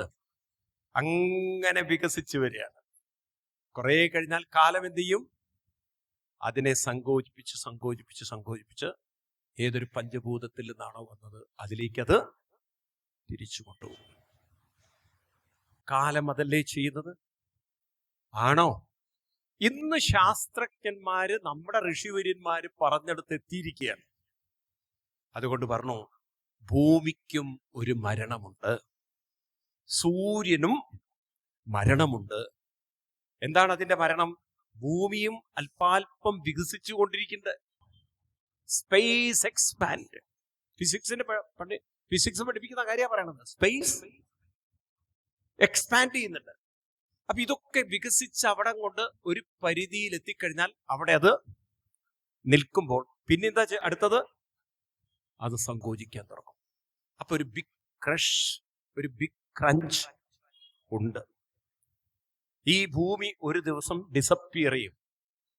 ഈ ഭൂമി ഒരു ദിവസം ബ്ലാക്ക് ഹോളിലേക്ക് ഡിസപ്പിയർ ചെയ്യുന്നൊക്കെയാണ് അവർ പഠിപ്പിക്കുന്നത്. എന്ന് വെച്ചിട്ട് ഭൂമി ഇല്ലാതെയാവല്ല. അപ്പോഴേക്കും ഈ ഭൂമിയിലുള്ളതെല്ലാം വേറൊരു, ഇവിടുത്തെ ലൈഫെല്ലാം മറ്റൊരു, ഇവിടെ ഒരു യൂണിവേഴ്സ് അല്ല ഉള്ളത്, നിരവധി യൂണിവേഴ്സുകളുണ്ട്. ഇതിപ്പോ എത്രാമത്തെ യൂണിവേഴ്സ് നമുക്ക് പറയാൻ പറ്റില്ല. ഇവിടെ ഒരു സൂര്യനും ഗ്രഹങ്ങളും ഉള്ളതുപോലെ വേറെയും സൂര്യനും പറയൂ ഗ്രഹങ്ങളും ഉണ്ട്. നമ്മളിപ്പോ ഇരിക്കുന്ന ഒരു യൂണിവേഴ്സ് മാത്രമല്ല പ്രപഞ്ചത്തിലുള്ളത്. ഇതുപോലെ നിരവധി യൂണിവേഴ്സുകളുണ്ട്. ഇപ്പൊ ശാസ്ത്രജ്ഞന്മാര് കണ്ടുപിടിച്ചിരിക്കുന്നു അതൊക്കെ. അയ്യപ്പസ്വാമിയുടെ നാമം വിളിക്കുമ്പോൾ, നമ്മൾ ശരണം വിളിക്കുമ്പോഴേ ഞാൻ തന്നെ അത്ഭുതപ്പെട്ടിട്ടുണ്ട്. എനിക്ക് എൻ്റെ ഉള്ളിലേക്ക് കയറിയൊരു ചിന്ത ഇതായിരുന്നു. ഇതൊക്കെ വായിച്ചതിന് ശേഷം ആരെഴുതി വെച്ചതാണെന്ന് അറിയില്ല ഇങ്ങനെ ഒരു മന്ത്രം, അഖിലാണ്ട കോടി ബ്രഹ്മാണ്ട നായകനേ. ഒന്ന് പറയൂ, അഖിലാണ്ട കോടി ബ്രഹ്മാണ്ടം. അപ്പൊ ആ വാക്കിന്റെ അർത്ഥം എന്താന്ന് വെച്ചാല്, ഒരു ബ്രഹ്മാണ്ടം എന്ന് പറഞ്ഞാൽ ഒരു ഗാലക്സി നിർത്തോളൂ. ഒരു ഗാലക്സി ഒരു ബ്രഹ്മാണ്ടം നിർത്തോളൂ. അപ്പൊ ഒരു ഗാലക്സി അല്ല, അളക്കാൻ പറ്റിയില്ലേ നമുക്ക്? എത്രയും നമ്മുടെ മനുഷ്യന് കാണാൻ പറ്റില്ല എത്രയും. അതിനുള്ള എക്യുപ്മെന്റ് ഇതുവരെ കണ്ടുപിടിച്ചിട്ടില്ല. ഈ സ്പേസിന്റെ എവിടെയാണ് തുടക്കം, എവിടെ അവസാനം ആർക്കും ഇതുവരെ അറിയില്ല. നമ്മുടെ ഗാലക്സിയിൽ തന്നെ ഇനി എത്ര ഗ്രഹം ഉണ്ടെന്ന് പോലും കണ്ടുപിടിച്ചിട്ടില്ല. ബാക്കിയല്ലേ കാര്യങ്ങള്. അപ്പൊ ഇത് തന്നെ ആകെ അത്ഭുതമാണ് അല്ലേ? അനന്തമാസ് ആശ്ചര്യം എന്നൊക്കെ പറഞ്ഞില്ലേ? എന്താണ് അങ്ങനെ ഒരു ശ്ലോകം ഉണ്ടല്ലോ, അനന്തമജ്ഞാതം അവർണ്ണനീയം ഈ ലോകഗോളം തിരിയുന്ന മാർഗം അതിന്റെ എങ്ങാണ്ടൊരിടത്ത് നിന്ന് നോക്കുന്ന മർത്യൻ കഥയെന്തറിഞ്ഞു എന്ന് പറഞ്ഞ പോലെ നമുക്ക് എന്തറിയാം. ഏതായാലും ഇത്രയും ഓർത്ത് വയ്ക്കാം. എന്താണ് കാലം? കാലം എന്താണ്? എല്ലാം വികസിപ്പിക്കുന്നു, സങ്കോചിപ്പിക്കും. ഇനിയാണ് ശ്രദ്ധിക്കുന്നത്, ഇതെല്ലാം ആരാണ് അറിയുന്നത്? ഇതെങ്ങനെ അറിഞ്ഞു? ഇതെങ്ങനെ അറിയാൻ സാധിച്ചു? ആർക്കെങ്കിലും പറയാൻ പറ്റുമോ? സങ്കോചിക്കുന്നു, വികസിക്കുന്നു എന്നൊക്കെ എങ്ങനെ അറിഞ്ഞത്? കൂടെ വന്നില്ല, നിങ്ങൾക്കത് ക്ലിക്ക് ചെയ്തില്ല. ഇതെല്ലാം അറിയണമെങ്കിൽ മനുഷ്യരിൽ എന്ത് വേണം? ബോധ മനസ്സ് വേണം. എന്ത് വേണം? ഈ കാര്യത്തെക്കുറിച്ച് ശാസ്ത്രത്തിന് വലിയ പിടിയില്ല. ഏതിനെക്കുറിച്ച്? ബോധ മനസ്സിനെ കുറിച്ച്. ഒരു ബോധ മനസ്സ് നിരീക്ഷിക്കുന്നത് കൊണ്ടാണ് ഈ പ്രപഞ്ചത്തിന്റെ വികാസത്തെക്കുറിച്ചും സങ്കോചത്തെക്കുറിച്ചും ഒക്കെ നമുക്ക് കൃത്യതയോടെ പറയൂ അറിയാൻ സാധിക്കും. അപ്പൊ പ്രപഞ്ചം എന്ന് പറഞ്ഞാൽ രണ്ടാണ്, അറിയുന്നവനും അറിയപ്പെടുന്നതും. ഇല്ലേ? ഉണ്ടോ ഇല്ലയോ? കൂടെ വന്നില്ല. എന്താ പറഞ്ഞത്? അറിയുന്നവനും അറിയപ്പെടുന്നതും. അപ്പൊ ഈ അറിയുന്നവൻ പ്രപഞ്ചത്തിന്റെ ഭാഗമാണോ? ഇത് ഭാരതീയർ ഗവേഷണം നടത്തിയ വിഷയമാണ്. ശാസ്ത്രജ്ഞന്മാർ ഈ വിഷയത്തിൽ പഠനം നടത്തിയിട്ടില്ല. ഏത് പഠനം? ഇത്തിരി ടഫാണ് ഈ പറയുന്നതൊക്കെ, ബുദ്ധിമുട്ടാണ് മനസ്സിലാക്കാൻ, പക്ഷെ ഇത് പഠിച്ചേ പറ്റുള്ളൂ. അറിയുന്നവൻ അറിയപ്പെടുന്ന പ്രപഞ്ചത്തിന്റെ ഭാഗമാണോ? ഒന്ന് പറയൂ എല്ലാവരും. അറിയുന്നവൻ അറിയപ്പെടുന്ന പ്രപഞ്ചത്തിന്റെ ഭാഗമാണോ? ഭാഗമായിരിക്കുമോ? ഭാഗമായിരിക്കുമോ? ആയിരിക്കുമോ? ആയിരിക്കും. ഇതാണ് നമ്മൾ പഠിക്കാതെ പോയത്. ഇത് ഭാഗമായിരുന്നെങ്കിൽ അറിയുന്നവനും സങ്കോച വികാസമുള്ളവനാവില്ലേ? അതിന്റെ ഭാഗമാണെങ്കിൽ ശരീരത്തിന്റെ ഭാഗമാണ് കൈകാലുകള്. ഈ ശരീരത്തിന്റെ മറ്റു ഭാഗങ്ങൾക്കുള്ളതുപോലെ സങ്കോച വികാസം അതിനുമുണ്ട്. ഉണ്ടോ? ഉണ്ടോ? എന്നാൽ നിങ്ങളുടെ മനസ്സിനും ഇതുപോലെ സങ്കോച വികാസങ്ങൾ ശരീരത്തെ പോലെ ഉണ്ടോ? ശരീരത്തിനെ പോലെ നിങ്ങളുടെ മനസ്സിനും സങ്കോച വികാസങ്ങളൊക്കെ ഉണ്ടോ? ഞാൻ പറയുന്നത് ശ്രദ്ധിക്കണേ. ശരീരത്തിനനുസരിച്ച് ബാല്യം, കൗമാരം, യൗവനം എന്നതുപോലെ മനസ്സിനും ഒരു സങ്കോച വികാസങ്ങൾ ഉണ്ടോ? ഉണ്ട്, ഉണ്ട്, ഉണ്ട്. നിങ്ങൾക്ക് മനസ്സിലായില്ലേ ഞാൻ പറയണത്? നിങ്ങളുടെ മനസ്സും ഇതുപോലെ പ്രകൃതിപരമായിട്ട് സങ്കോച വികാസങ്ങളുണ്ടോ? ഞാൻ ചോദിക്കട്ടെ. ഒരുപക്ഷെ ഇപ്പം നിങ്ങൾക്ക് ഞാൻ പറയുന്നത് മനസ്സിലാവാത്തതിന് കാരണം നമ്മുടെ എഡ്യൂക്കേഷൻ സിസ്റ്റവും നമ്മുടെ ഈ ജീവിതവുമാണ്. ഒരുപക്ഷെ നമ്മൾ കാട്ടിൽ വസിക്കുന്നവരായിരുന്നുവെങ്കിൽ, പ്രാകൃതന്മാരായിരുന്നുവെങ്കിൽ, വിദ്യാഭ്യാസം ഇല്ല, കാട്ടിലുണ്ടല്ലോ ആളുകള്, ട്രൈബൽസ് ആയിട്ടുള്ള ആളുകള് ഇല്ലേ? ഉണ്ടോ? അവരുടെ ശരീരത്തിന് നമ്മളെപ്പോലെ മാറ്റം അവർക്കുമുണ്ട്. ഉണ്ടോ ഇല്ലയോ? കാടായാലും നാടായാലും ഈ ശരീരത്തിന്റെ പരിണാമം എല്ലാവർക്കും ഒരുപോലെയാണ്. എന്നാൽ അവരുടെ മനസ്സിന് നമ്മളെപ്പോലുള്ള വികാസങ്ങളുണ്ടോ? അവർക്ക് പറയൂ, ഇല്ല. അപ്പൊ നമുക്കിവിടെ കിട്ടുന്ന ഒരു എൻവയറമെന്റ് കൊണ്ടല്ലേ, നമ്മൾ പലതും പഠിക്കുന്നത് കൊണ്ടും മനസ്സിലാക്കുന്നത് കൊണ്ടും അല്ലേ മനസ്സ് നിങ്ങൾ വികാസമുണ്ടെന്ന് പറയുന്നത്? ആണോ? നമ്മളിവിടെ എഫേർട്ട് എടുക്കുന്നു. ശ്രദ്ധിക്കണം. ഒന്ന് കാലം കൊണ്ടാണ് വികസിച്ച് സങ്കോചിക്കുന്നത്. കാലം കൊണ്ട് വികസിച്ച് സങ്കോചിക്കുമായിരുന്നെങ്കിൽ അവരുടെ മനസ്സും അതുപോലെ ആവേണ്ടിയിരുന്നു. കാലമല്ല മനസ്സിനെ വികസിപ്പിച്ചത്, പ്രയത്നമാണ്. മനസ്സിലാവുന്നു ഞാൻ പറയുന്നത്? ആണോ അല്ലയോ? ആണോ? അപ്പൊ ശരീരത്തിന്റെ ഭാഗമാണോ ബോധമനസ്സ്? മീൻസ് കാലത്തിന്റെ ഭാഗമാണോ ബോധമനസ്സ്? കാലത്തിന്റെ ഭാഗമാണോ ബോധമനസ്സ്? അല്ല. ബോധമനസ്സ് ശരീരത്തിൽ നിന്നും വ്യതിരിക്തമാണ്, ഇതിൽ നിന്ന് വ്യത്യസ്തമാണ്. ഇത് ഞാൻ പറയുമ്പോൾ നിങ്ങൾക്ക് മനസ്സിലാവില്ല. It takes time. കാരണം നമ്മൾ അങ്ങനെ എക്സ്പോസ്ഡ് അല്ല. നിങ്ങൾ ഭാഗവതം കേട്ടത് കഥാരൂപത്തിലാണ്. നിങ്ങളൊരു ഫിലോസഫിക്കലി ഭാഗവതം കേട്ടിട്ടുണ്ടാവില്ല, ഒരു സൈക്കോളജിക്കലി ഭാഗവതം കേട്ടിട്ടുണ്ടാവില്ല. അതുകൊണ്ടാണ് ഞാൻ പറയുന്നത് പെട്ടെന്ന് ക്ലിക്ക് ചെയ്യാത്തത്. നിങ്ങൾ ഈ രീതിയിൽ പഠിച്ചിരുന്നെങ്കിൽ നിങ്ങൾക്ക് ഈ വാക്കുകളുടെ അർത്ഥം മനസ്സിലാവും. Since the mind is the observer, the mind is different from the body system. It can't be the same. അതാണ് അതിന്റെ സത്യം. അപ്പൊ നിരീക്ഷകൻ നിരീക്ഷിക്കപ്പെടുന്ന ശരീരത്തിൽ നിന്നും വ്യതിരിക്തമാണ്. നിങ്ങൾ ഓർത്തു വെക്കണം.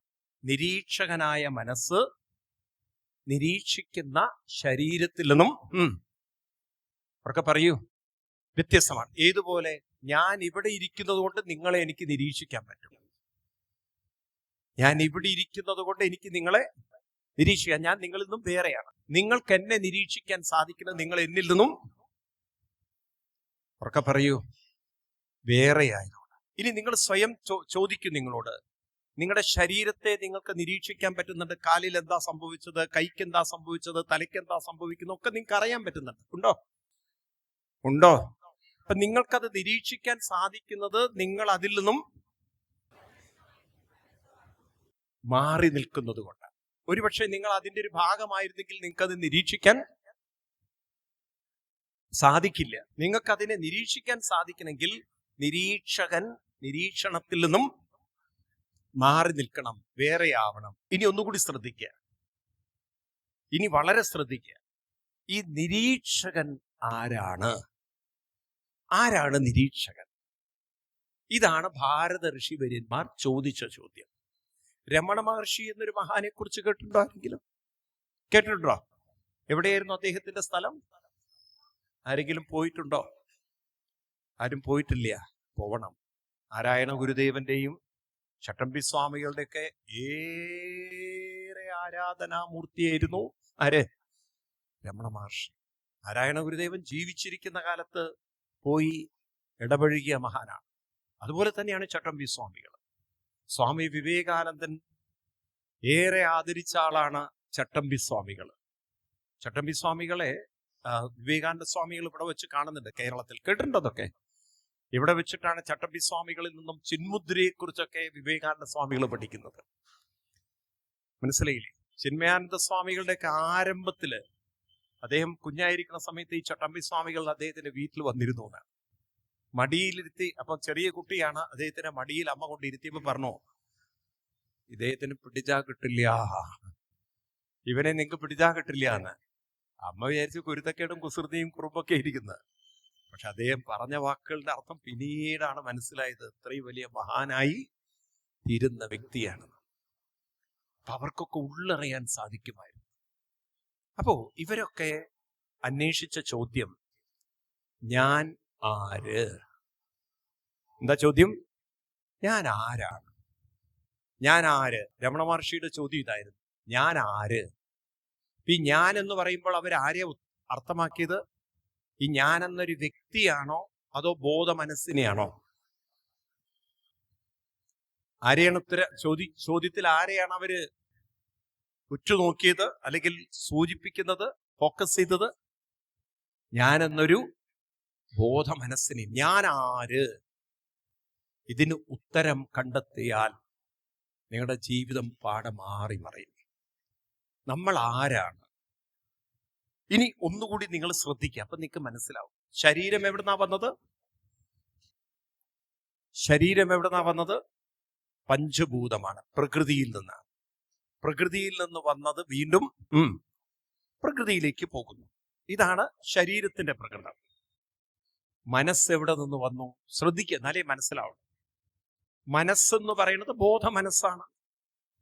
ആ ബോധ മനസ്സിനെ നമ്മൾ നോക്കുകയാണെങ്കിൽ ശ്രദ്ധിക്കുക നിങ്ങൾ, നമ്മളിൽ ബുദ്ധിയുണ്ട്. നമ്മളിൽ പലതിനെ കുറിച്ചുള്ള ബുദ്ധിയുണ്ട്. ഉണ്ടോ? നിങ്ങൾ ഏത് വിദ്യാഭ്യാസമാണോ നേടുന്നത് അതിനനുസരിച്ചുള്ള ബുദ്ധി നിങ്ങൾക്കുണ്ടാവില്ലേ? പറയൂ. ഈ ബുദ്ധിയൊക്കെ നേടാൻ സാധിക്കുന്നത് ബോധമുള്ളത് കൊണ്ടാണ്. ഇനി നമ്മളിൽ പല വികാരങ്ങളുണ്ട്. ഈ വികാരങ്ങളൊക്കെ നമ്മുടെ ഉള്ളിൽ ഉണ്ടാവുന്നതിനും കാരണം ബോധമുള്ളത് കൊണ്ടാണ്.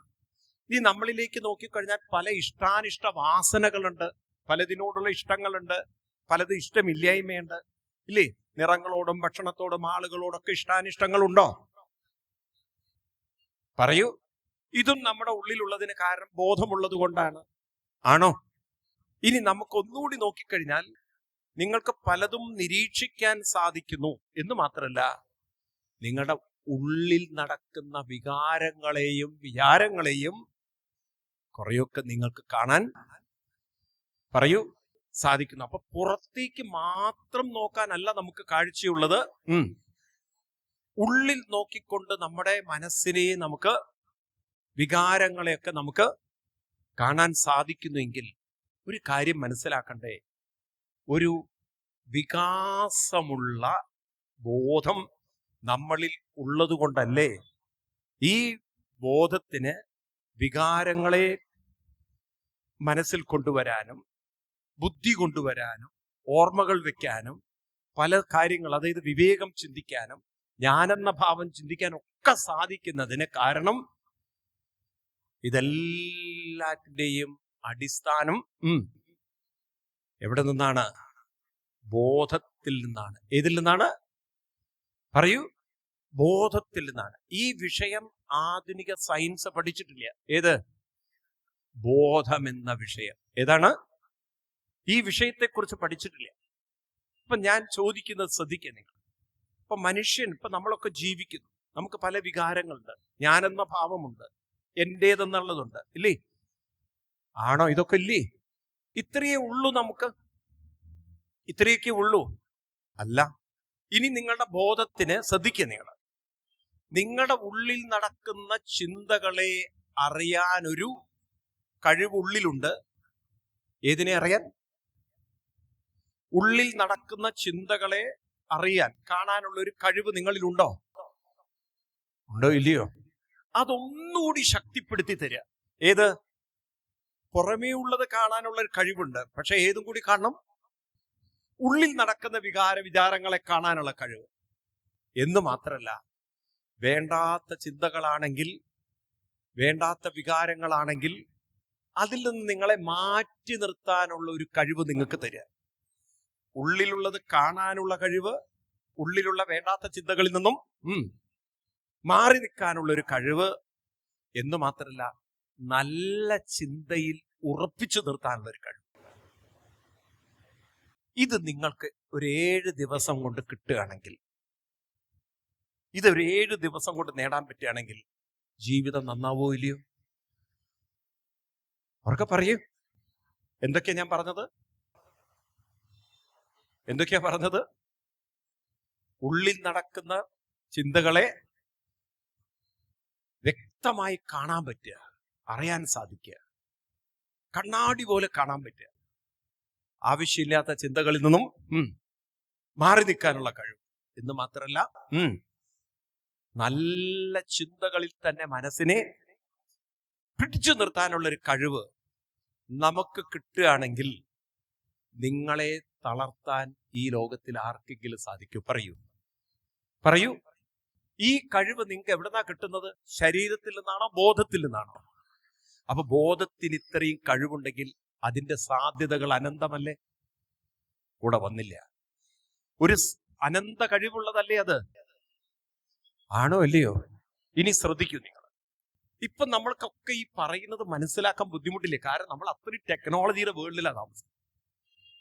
എല്ലാവരുടെ കയ്യിലും സ്മാർട്ട് ഫോൺ ഇല്ലേ? സ്മാർട്ട് ഫോൺ എന്നൊക്കെ പറഞ്ഞാൽ ഫോട്ടോ എടുക്കുന്ന, വീഡിയോ എടുക്കുന്ന ഫോണില്ലേ? ഉണ്ടോ? ഇപ്പോഴെല്ലാവരും വീഡിയോ കോൾ അല്ലേ മക്കളോടൊക്കെ ചെയ്യുന്നത്. ഇവിടെ ഇരുന്നിട്ട് അമേരിക്കയിലോ ലണ്ടനിലോ അവിടെ ഓസ്ട്രേലിയയിലോ എവിടെയൊക്കെ ഉള്ളവരൊക്കെ മക്കളെ നമുക്ക് വീഡിയോ കോളിലൂടെ കാണാം, വീട്ടിലുള്ളതുപോലെ സംസാരിക്കാം. ആണോ? ഈ സൗകര്യങ്ങളൊക്കെ എന്തൊക്കെയായാലും ഈ മൊബൈലിനകത്ത് ഇടയ്ക്കൊരു മെസ്സേജ് കിട്ടും, മെമ്മറി ഫുൾ. ഫോട്ടോ കണ്ടമാനെടുത്താൽ, വീഡിയോ കണ്ടമാനെടുത്താൽ എന്താ മെസ്സേജ്? Memory full. ഒന്നുകിൽ നിങ്ങൾ വേറെ ഒരു എക്സ്റ്റെൻഡ് ആയിട്ടുള്ള മെമ്മറി കാർഡിടണം, അല്ലേ? വല്ല പെൻഡ്രൈവ് അങ്ങനെയൊക്കെ വെച്ചിട്ട് നിങ്ങൾ അതിലെ മെമ്മറിയൊക്കെ സ്റ്റോർ ചെയ്യാം. എന്നാലും ഈ മൊബൈലുള്ള മെമ്മറി അതിനൊരു പരിധി ഉണ്ടല്ലോ, പരിമിതി ഉണ്ടല്ലോ. പറയൂ. എന്നാ നിങ്ങൾ നോക്കൂ, ചെറുപ്പം മുതലെടുത്ത ഫോട്ടോസ്, എത്രയാ വീഡിയോസ് ഉള്ളിൽ കിടക്കണത്. നിങ്ങൾ സ്വപ്നം കാണുന്നൊക്കെ ഉള്ളിലുള്ള വീഡിയോസ് അല്ലേ? ആണോ? ഇതില് വല്ല മെസ്സേജ് വന്നിട്ടുണ്ടോ? മെമ്മറി ഫുൾ ഉള്ളിൽ നിന്ന് വന്നിട്ടുണ്ടോ? അപ്പൊ അതിന്റെ സ്റ്റോറേജ് കപ്പാസിറ്റി എത്രയായിരിക്കണം? ഉള്ളിലുള്ള സ്റ്റോറേജ് കപ്പാസിറ്റി എത്രയായിരിക്കണം? അളക്കാൻ പറ്റുമോ? സ്വപ്നങ്ങൾ കണ്ടത് മുഴുവനൊന്നൊരു ഹാർഡ് ഡിസ്കിലേക്ക് ആക്കിയിട്ടുണ്ടെങ്കിൽ അറിയാം, ദൈവമേ ഇത്രയൊക്കെ സാധനം ഉള്ളിലുണ്ടോ? ഇല്ലേ? അത്ഭുതമല്ലേ അത്? ആണോ അല്ലയോ? ഒരു കാര്യം നമ്മൾ മനസ്സിലാക്കണ്ടേ, പരിമിതിയില്ലാത്തൊരു ബോധം നമ്മളിലുണ്ടെന്ന്. പരിമിതി ഉണ്ടായിരുന്നെങ്കിൽ എന്നോ നമ്മുടെ മെമ്മറി കഴിയുമായിരുന്നു. ഇന്നും പുതിയ കാര്യങ്ങൾ പഠിക്കാൻ, പുതിയ കാര്യങ്ങൾ കേൾക്കാൻ, പുതിയ കാര്യങ്ങൾ ഉൾക്കൊള്ളാൻ, പുതിയ വീഡിയോസ് എടുക്കാൻ നമ്മുടെ ബോധത്തിന് സാധിക്കുന്നുവെങ്കിൽ അത് അനന്തമാണോ? ഇത്രയും എനിക്കറിയണ്ടോ? അനന്തമാണോ? അനന്തമായത് പൂർണ്ണമാണ്. അനന്തമായത് പൂർണ്ണമാണ്. നമ്മൾ എവിടെ നിന്നായിരിക്കും വന്നിട്ടുണ്ടാവുക?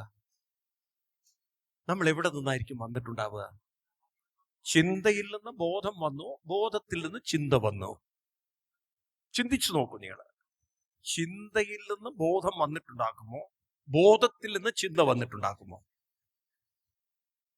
ഏതായിരിക്കും ശരി? ചിന്തയിൽ നിന്ന് ബോധം വരുമോ? ഇല്ല. നമുക്ക് ചിന്തകളെ മാറ്റാൻ സാധിക്കുന്നത് തന്നെ ബോധമുള്ളത് കൊണ്ടാണെങ്കിൽ, ഈ ചിന്തകളൊക്കെ വരുന്നത് ബോധത്തിൽ നിന്നാണെങ്കിൽ, ഞാനെന്ന ഭാവവും വന്നത് ബോധത്തിൽ നിന്നാണ്. കാലത്ത് നമ്മളെ ഉണർത്തുന്നത് ആരാന്നറിയോ? നിങ്ങളൊക്കെ നുണ പറഞ്ഞ് ശീലിച്ചവരാണ്. നുണ പറയാറില്ലേ? മിണ്ടണില്ല. നിങ്ങളൊക്കെ നുണ പറയാറുണ്ടോ? അത് തുറന്നു പറഞ്ഞ് നന്നായി. നിങ്ങളൊക്കെ പറയും. ഞാൻ നോക്കൂ, നിങ്ങൾ നുണ പറയോ ഇല്ലേ എന്നുള്ളത് നിങ്ങൾ തന്നെ പറയും. ഇപ്പം എത്ര പേര് സ്വയം ഉണരാറുണ്ട്? സ്വയം ഉണരുന്നവരെത്ര പേരുണ്ട്? ഇതെന്നെ വമ്പൻ നുണയാ. ചില്ലറ നുണയാണോ?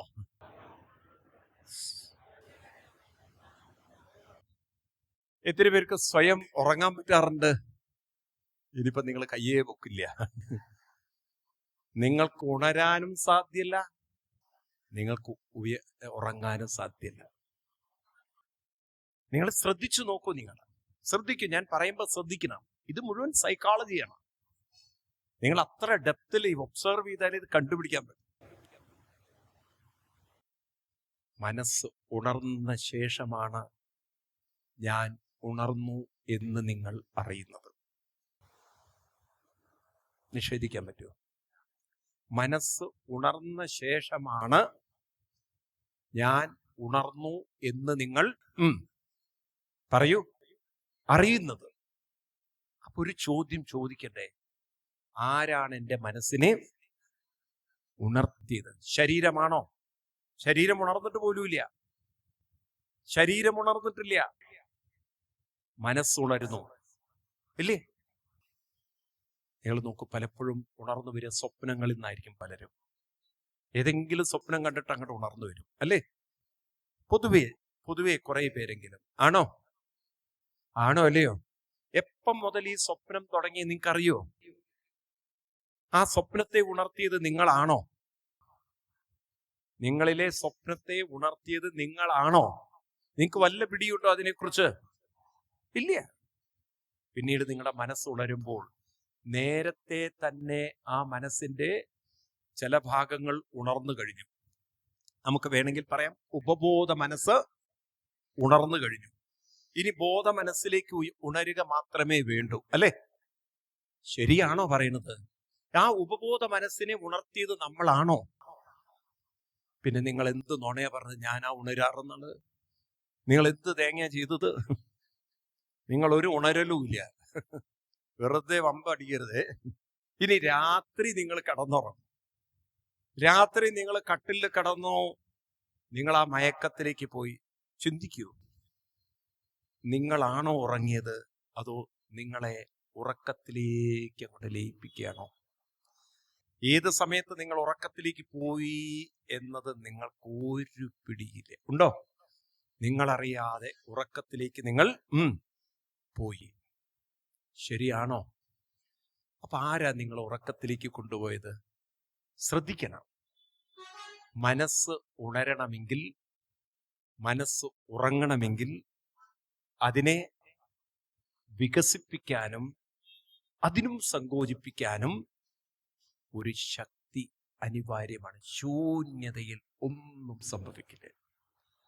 അപ്പൊ തീർച്ചയായിട്ടും മനസ്സിനെ ഉണർത്തുന്ന, മനസ്സിനെ സങ്കോചിപ്പിക്കുന്ന, ഉണർത്തുക എന്ന് പറഞ്ഞാൽ വികസിപ്പിക്കുന്ന, മനസ്സിനെ ഉറക്കുക എന്ന് പറഞ്ഞാൽ സങ്കോചിപ്പിക്കാൻ സാധിക്കുന്ന അനന്തബോധം, അതിലാണ് ഈ കളികളൊക്കെ നടക്കുന്നത്. അപ്പൊ നമ്മളിൽ ഓരോരുത്തരിലും അളക്കാൻ പറ്റാത്ത അത്രയും അനന്ത പൂർണ്ണ സ്വതന്ത്ര ബോധം നിറഞ്ഞു നിൽക്കുകയാണ്. ഏത് ബോധം? ഏത് ബോധം? ഉറക്കെ പറയും. ഞാൻ പറഞ്ഞത് അനന്തവും സ്വതന്ത്രവും പൂർണ്ണവും. പറയൂ. പൂർണ്ണവും സ്വതന്ത്രവുമായൊരു ബോധം നമ്മളിൽ നിറഞ്ഞു കിടക്കും. അതിൽ നിന്നാണ് ഈ ചിന്തകളൊക്കെ, ഞാനെന്ന ഭാവവും വികാരങ്ങളും ബുദ്ധിയും എല്ലാം ഉണർന്നു വന്നത്. അതിലേക്കാണ് ഇതെല്ലാം കെട്ടടങ്ങിയത്. മനസ്സിലാവുണ്ടോ? അപ്പൊ പിന്നെ നാം എവിടെ നിന്നായിരിക്കും വന്നിട്ടുണ്ടാവുക? മനുഷ്യൻ വന്നിരിക്കുന്നത് പൂർണ്ണബോധത്തിൽ നിന്നാണ്. എവിടുന്നാണ്? വളരെ ശ്രദ്ധിക്കൂ. അപ്പൊ മനുഷ്യൻ എന്ന് പറഞ്ഞാൽ മനുഷ്യന്റെ രണ്ട് ഭാഗം. ഒന്ന് നിരീക്ഷകനായ ബോധമനസ്സും, രണ്ട് നിരീക്ഷിക്കപ്പെടുന്ന പഞ്ചഭൂത ശരീരവും. ഏതാണ്?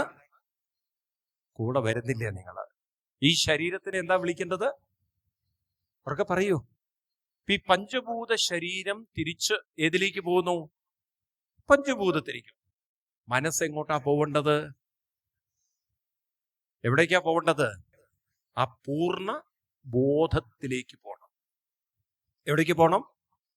ഇത് ഋഷിവര്യന്മാര് മനസ്സിലാക്കിക്കൊണ്ട് എഴുതി വെച്ചതാണ്. പൂർണ്ണമത പൂർണ്ണമിതം പൂർണ്ണാത് പൂർണ്ണമുദശ്യതേ പൂർണ്ണസ്യ പൂർണ്ണമാദായ. അപ്പൊ മനുഷ്യ ജീവിതത്തിന്റെ ലക്ഷ്യം എന്താണ്? പൂർണ്ണതയിലേക്ക് എത്തലാണ്. ശരീരത്തിന്റെ കാര്യത്തിൽ നിങ്ങളൊന്നും ചെയ്യണ്ട. കാരണം കാലം തന്നെ വികാസവും സങ്കോചവും ചെയ്ത് ഈ പ്രപഞ്ച ചക്രത്തിലൂടെ കറക്കിക്കൊള്ളും. എന്നാൽ മനസ്സിനെ നമ്മൾ എന്ത് ചെയ്യണം? ബോധപൂർവം ഏതിലേക്ക് കൊണ്ടുവരണം?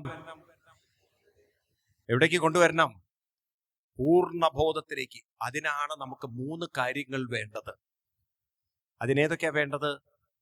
മനസ്സിനെ കാണാനുള്ള, നിരീക്ഷിക്കാനുള്ള ഉൾക്കണ്ണ് തുറക്കണം. ഏത് കണ്ണ്? മനസ്സിലെ ചിന്തകളെ, അനാവശ്യ ചിന്തകളെ മാറ്റാനുള്ള ആത്മശക്തി ഉണർത്തണം. ഇത് അപ്പൊ നിങ്ങളുടെ ഉള്ളിൽ വേണ്ടാത്ത ചിന്തകളെ നിങ്ങൾക്ക് എന്ത് ചെയ്യാൻ പറ്റും? മാറ്റി നിർത്താൻ പറ്റും. അതേപോലെ മനസ്സിനെ നല്ല ചിന്തയിൽ ഉറപ്പിക്കാൻ കഴിയുന്ന ഉപാസന പരിശീലിപ്പിക്കണം. ഏകാഗ്രത വേണം. ഇത് 3മുള്ള ഒരു വ്യക്തിക്ക് പൂർണ്ണബോധത്തിലേക്ക് എത്തിച്ചേരാൻ സാധിക്കും. 7 ദിവസം നമ്മൾ സപ്താഹം കേൾക്കുന്ന എന്തിനാണ്? അകക്കണ്ണ് തുറക്കാൻ, ആത്മശക്തി ഉണർത്താൻ, അതുപോലെ നല്ലൊരു ചിന്തയിൽ, ദൈവീക ചിന്തയിൽ മനസ്സിനെ കൂടെ വരണം. എന്ത് ചെയ്യണം?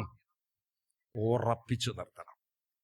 ഇത് നിങ്ങൾക്ക് സാധിച്ചാൽ ഉറപ്പിച്ചോളൂ, ജന്മം സുകൃതം, ജന്മം സഫലം.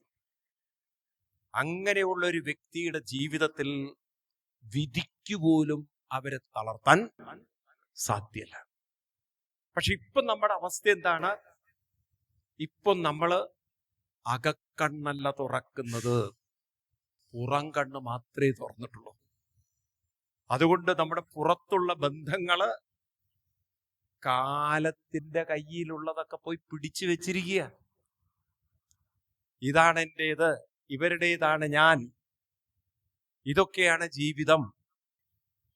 കാലം നിങ്ങൾക്ക് പ്രഹരം തരികയാണ് ഇടയ്ക്ക്. മനസ്സിലായില്ലേ?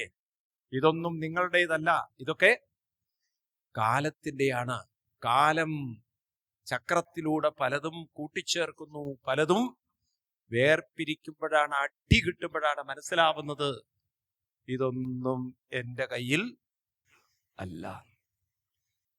അതാണ് ഓരോരുത്തരും കരയുന്നത്, ദുഃഖിക്കുന്നത്, നരകിക്കുന്നത്. വേണ്ടാത്തത് കയറി പിടിച്ചിരിക്കുകയാണ്. നമ്മുടേതല്ലാത്ത ഒന്നിനെ കയറി പിടിച്ചിട്ട് ഇതെന്റെയാണെന്ന് കരഞ്ഞിട്ട് എന്താ കാര്യം? കൊച്ചുകുട്ടികളെ പോലെ മറ്റേതോ കുട്ടിയുടെ കളിപ്പാട്ടം കയ്യിൽ വെച്ചിട്ട് ഇത് എന്റെ സാധനമാണെന്ന് പറയുമ്പോൾ കരയുമ്പോൾ ആ കുട്ടി അത് വാങ്ങിച്ചു കൊണ്ടുപോകുമ്പോൾ കുട്ടി കരയുകയാണ്. അമ്മ പറഞ്ഞ് മനസ്സിലാക്ക, നിന്റെ അല്ല, അതാ അപ്പുറത്തെ കുട്ടിയുടെ അല്ലേ, അവന്റെ അല്ലേ, നീ അതെടുത്തതല്ലേ. നീ അത് വിട്ടുകൊടുക്കണ്ടേ? ഇതുപോലെയാണ് കാലത്തിന്റെ ചക്രത്തിലുള്ളതിൽ കയറിപ്പിടിച്ച് എന്റെയാണ്, ഇതാണ് എന്റേത്, ഇതാണ് എൻ്റെ ജീവിതം എന്ന് പറഞ്ഞാൽ കാലം നമ്മളെ പല ദുരിതത്തിലൂടെയും ദുഃഖത്തിലൂടെയും കൊണ്ടുപോകും. കൂടിയല്ല ജനിക്കുന്ന നേരത്തും കൂടിയല്ല മരിക്കുന്ന നേരത്തും മധ്യയിങ്ങനെ കാണുന്ന നേരത്ത് മത്സരിക്കുന്നതെന്തിനു നാം വൃത കണ്ടു കണ്ടങ്ങിരിക്കും ജനങ്ങളെ കണ്ടില്ലെന്നോ. ഇതല്ലേ സത്യം? ആണോ സത്യം? പക്ഷെ വിടാൻ പറ്റുന്നില്ല. എന്തുകൊണ്ടാണ് വിടാൻ പറ്റാത്തത്? അകക്കണ്ണ് തുറന്നില്ല, ആത്മശക്തി നേടിയില്ല, ആത്മബോധം ഉറപ്പിച്ചില്ല. ഏതൊക്കെയാണ്? അകക്കണ്ണ് തുറന്നില്ല, ആത്മശക്തി നേടിയില്ല, പിന്നെ ആത്മബോധം ഉറപ്പിച്ചില്ല. അതുകൊണ്ട് എന്തായി? ബാഹ്യബോധം, ബാഹ്യബന്ധം, മനസ്സിലായില്ലേ? അതിലൊക്കെ പോയി മനസ്സങ്ങനെ കെട്ട് പിണഞ്ഞ് കിടക്കുകയാണ്. ബാഹ്യബോധത്തിൽ, ബാഹ്യബന്ധത്തിൽ, ബാഹ്യചിന്തയിൽ നിങ്ങൾ ജീവിച്ചാൽ ജീവിതം നരകിക്കണം. കാരണം കാലചക്രം കറങ്ങിക്കൊണ്ടിരിക്കുന്നു, നിങ്ങൾ അറിയുന്നില്ല. കാലം നിങ്ങളിൽ നിന്ന് പലതും കൂട്ടിച്ചേർക്കുകയും വേർപിരിച്ചെടുക്കുകയാണ്, നിങ്ങൾ അറിയുന്നില്ല. ആരോഗ്യം എന്നും ഒരുപോലെ ഇരിക്കുവോ? പറയൂ. കുറെയൊക്കെ നമുക്ക് പെയിന്റ് തേച്ചൊക്കെ കൊണ്ടു നടക്കാം. പക്ഷെ 85 വയസ്സൊക്കെ ആയിട്ട് പെയിന്റ് തേച്ചാൽ നാട്ടുകാരെന്താ പറയുക? 80-85 വയസ്സ് വരെയൊക്കെ അമ്മ എന്ന് വിളിക്കും. പിന്നെ പറയാ തള്ളയ്ക്ക് വട്ടാണെന്ന്. അങ്ങനെ പറയൂ ഇല്ലയോ? 85 വയസ്സൊക്കെ കഴിഞ്ഞ് കഴിഞ്ഞിട്ട് പെയിന്റ് ചെയ്യാൻ പോയ നാട്ടുകാരെന്താ പറയാ? അമ്മ എന്ന് വിളിക്കോ തള്ളാന്ന് വിളിക്കോ? എന്തോന്നും മിണ്ടാത്തത്? പറയൂ, നിങ്ങൾ പറയൂ. അപ്പൊ നമുക്ക് കാലചക്രത്തെ പിടിച്ചു വെക്കാൻ എന്താ മിണ്ടാത്തത്? നിങ്ങള് സാധ്യമല്ല. അതുകൊണ്ട് തന്നെ ബന്ധങ്ങളൊക്കെ നമ്മുടേതാണോ കാലത്തിന്റെ ആണോ? പറയൂ. മക്കള് നിങ്ങളുടേതാണോ കാലത്തിന്റെ ആണോ? ഭാര്യയും ഭർത്താവും ബന്ധം കാലത്തിന്റെ ആണോ അതോ നമ്മുടെ ആണോ? നിങ്ങളുടേതെന്ന് പറഞ്ഞ് പിടിച്ചു വെക്കാൻ കാലം നിങ്ങളെ സമ്മതിക്കുമോ? പറയൂ. പക്ഷെ അത് ഉൾക്കൊള്ളൽ അത്ര എളുപ്പമാണോ? എന്തുകൊണ്ടാണത്? ഉള്ളിലുള്ള കണ്ണ് തുറന്നിട്ടില്ല. അപ്പൊ കണ്ണ് തുറക്കണം, ശക്തി നേടണം. നല്ല കാര്യത്തിൽ മനസ്സിനെ അനുഷ്ഠാനത്തിൽ പിടിച്ചു നിർത്താൻ സാധിച്ചാൽ കാലത്തിന്റെ വികൃതികളൊന്നും നമ്മളെ ഒരിക്കലും ഉറക്കെ പറയൂ ബാധിക്കില്ല. കാലത്തിന്റെ വികൃതികൾ നമ്മളെ ഒരിക്കലും മാനസികമായി ഉറക്കെ പറയൂ. ഇങ്ങനെ 2 സത്യങ്ങളുണ്ട്. ഏതൊക്കെയാണൊന്ന്? ഒന്ന് കാലമാകുന്ന സത്യവും 2 ബോധമാകുന്ന സത്യവും. ഏതൊക്കെയാണ്? കാണുന്നതൊക്കെ ഏത് സത്യമാണ്? കണ്ടതൊന്നോമേ സത്യമല്ലെന്നിതോ മുൻപേ കണ്ടിട്ടറിയുന്നിതോ ചിലർ. കണ്ടതൊന്നോമേ സത്യമല്ലെന്നിതോ മുൻപേ കണ്ടിട്ടറിയുന്നിതോ ചിലർ. ചിലർക്കോ കണ്ടാലും തിരിയാ ചിലർക്കേതുമേ. ചിലർക്കതൊന്നും കണ്ടിട്ടും മനസ്സിലാവുന്നില്ല. അവരിങ്ങനെ ദുരിതം അനുഭവിക്കുന്നു. അപ്പൊ അതുകൊണ്ട് കാലമാകുന്ന സത്യവും ബോധമാകുന്ന സത്യവും ഏതൊക്കെയാണ്? കാലമാകുന്ന സത്യത്തെ വെറും സത്യം എന്ന് വിളിക്കും. എന്നാൽ ബോധമാകുന്ന സത്യം പരം സത്യമാണ്. അതെന്താണ് അങ്ങനെ പറയാൻ കാരണം? കാലമാകുന്ന സത്യം സത്യമാകണമെങ്കിൽ ഏത് സത്യം വേണം? ഇപ്പൊ നിങ്ങൾ എൻ്റെ മുന്നിലിരിക്കുന്നു എന്നത് എനിക്ക് അറിയണമെങ്കിൽ എന്നിൽ ഏത് വേണം?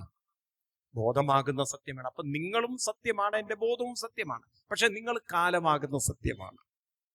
കാരണം ഞാനും നിങ്ങളും ശരീരം കൊണ്ട് വികസിച്ചും സങ്കോചിച്ചും കാലചക്രത്തിലൂടെ അവർക്ക് പറയൂ കടന്നു പോകുന്നു. കാണുന്നതൊക്കെ കാലസത്യം, കാണുന്നവൻ ബോധസത്യം.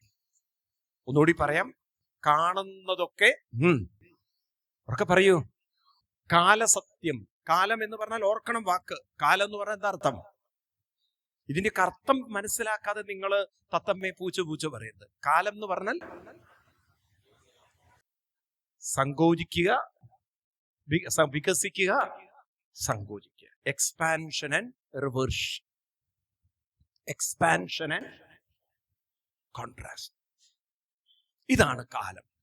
അപ്പൊ കാണുന്നതൊക്കെ കാലസത്യം, കാണുന്നവൻ ഉറക്കെ പറയൂ ബോധസത്യമാണ്. അപ്പൊ ബോധത്തിന്റെ സാധ്യതകൾ എന്തൊക്കെയാ? സാധ്യതകള് അകക്കണ്ണ് തുറപ്പിക്കാം, ആത്മശക്തി കൊണ്ട് വേണ്ടാത്ത ചിന്തകളിൽ നിന്നും ഉറക്കെ പറയൂ മാറി നിൽക്കാം, ഉണർത്തണം. അത് ഉണർത്തണം, ഉള്ളിലുണ്ട്.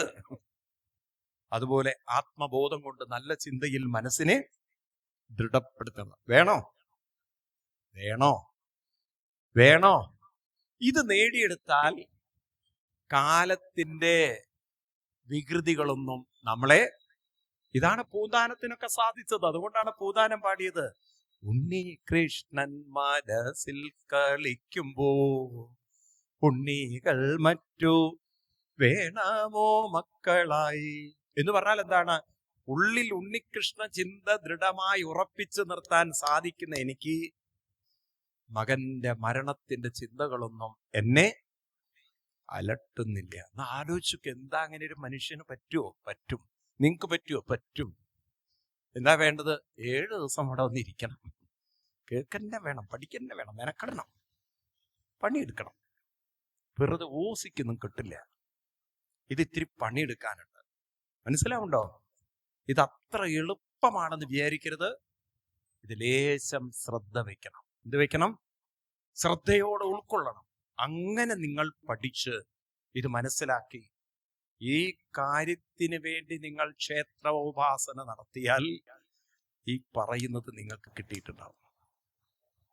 ജീവിതം മാറ്റിമറിക്കാൻ പറ്റും. ഇതിന്റെ പേരാണ് സത്യം പരം ധീമഹി. പരമമായ സത്യത്തെ ഞാൻ ധ്യാനിക്കുന്നു. ആ പരമമായ സത്യം നമ്മളിൽ ഓരോരുത്തരിലുമുള്ള അനന്തബോധമാണ്. ആ ബോധത്തിന് 3 കഴിവുകളുണ്ട്, മറക്കരുത്. ഏതൊക്കെയാ കഴിവുകള്? അകക്കണ്ണ് തുറക്കൽ, മറക്കരുത്. ഇത് ഏതൊക്കെയാണ്? ഉള്ളിൽ നടക്കുന്ന വിചാരങ്ങളെ നമുക്ക് മറ്റുള്ളവരെ കാണുന്ന പോലെ കാണാൻ പറ്റും. അത്രയും ഒരു അകക്കണ്ണ് നമ്മുടെ ഉള്ളിലുണ്ട്. അതുപോലെ തന്നെ ആത്മശക്തി കൊണ്ട് വേണ്ടാത്ത ചിന്തകളെ മാറ്റൽ, അതുപോലെ ആത്മബോധം കൊണ്ട് നല്ല ചിന്തയിൽ മുഴുകൽ, അതിൽ ഉറപ്പിക്കൽ. ഇത്രയും ശക്തി ഉള്ളിലുണ്ട്. ഇതൊന്ന് തട്ടി തട്ടി തട്ടി തട്ടി ഒരു ശില്പി എപ്രകാരമാണോ കല്ലിൽ നിന്നും നല്ലൊരു രൂപത്തെ വാർത്തെടുക്കുന്നത്, ഇതുപോലെ നിങ്ങളുടെ ഉള്ളിൽ നിന്ന് വാർത്തെടുക്കാൻ നിങ്ങൾക്ക് സാധിക്കാനാണ് 7 ദിവസം ഞങ്ങളൊന്ന് കൊത്തുന്നത്. 7 ദിവസത്തെ മെനക്കടയുള്ളൂ. ഇത് കേട്ട് ജീവിതം മാറ്റിമറിക്കാം. എങ്ങനെ? വ്യാസഭഗവാൻ പറഞ്ഞു, ഇതിന് 2 കാര്യമുണ്ട്. ഒന്ന്, നമ്മുടെ ജീവിതത്തിൽ ഇത് വ്യക്തമാക്കണം. അകക്കണ്ണ് തുറക്കണം, ആത്മശക്തി നേടണം, ആത്മബോധത്താൽ നല്ല ചിന്തയിൽ ഒരു ഉപാസനയിൽ ഞാൻ മുഴുകണം, ഏകാഗ്രമാണ്. ഒന്ന് പറയൂ എല്ലാവരും. എന്തിനാ നിങ്ങൾ ഈ സപ്താഹം കേൾക്കുന്നത് എന്നുള്ള ബോധം നിങ്ങളിൽ ഉണ്ടാവാനാണ് നിങ്ങളെ കൊണ്ട് പറയിപ്പിക്കുന്നത്. അല്ലെങ്കിൽ നിങ്ങൾ 7 ദിവസം ഭാഗവതം കേട്ടാലും ശങ്കരൻ വീണ്ടും തെങ്ങ് തന്നെയായിട്ട് എന്താ കാര്യമുള്ളത്? എനിക്കും കൂടി ഒരു മോശമല്ലേ? ആണോ അല്ലയോ? അതുകൊണ്ടാണ് നിങ്ങളെ കൊണ്ട് പറയിപ്പിക്കുന്നത്. എന്തിനാ ഭാഗവതം കേൾക്കുന്നത്? കണ്ടവന്റെ കണ്ണു തുറക്കാനോ? ഇതെന്താ അത്ര അസൂയോ? കണ്ടവന്റെ കണ്ണു നോക്കാനാണോ നിങ്ങൾ വന്നിരിക്കുന്നത്? എന്തിനാ വന്നിരിക്കുന്നത്?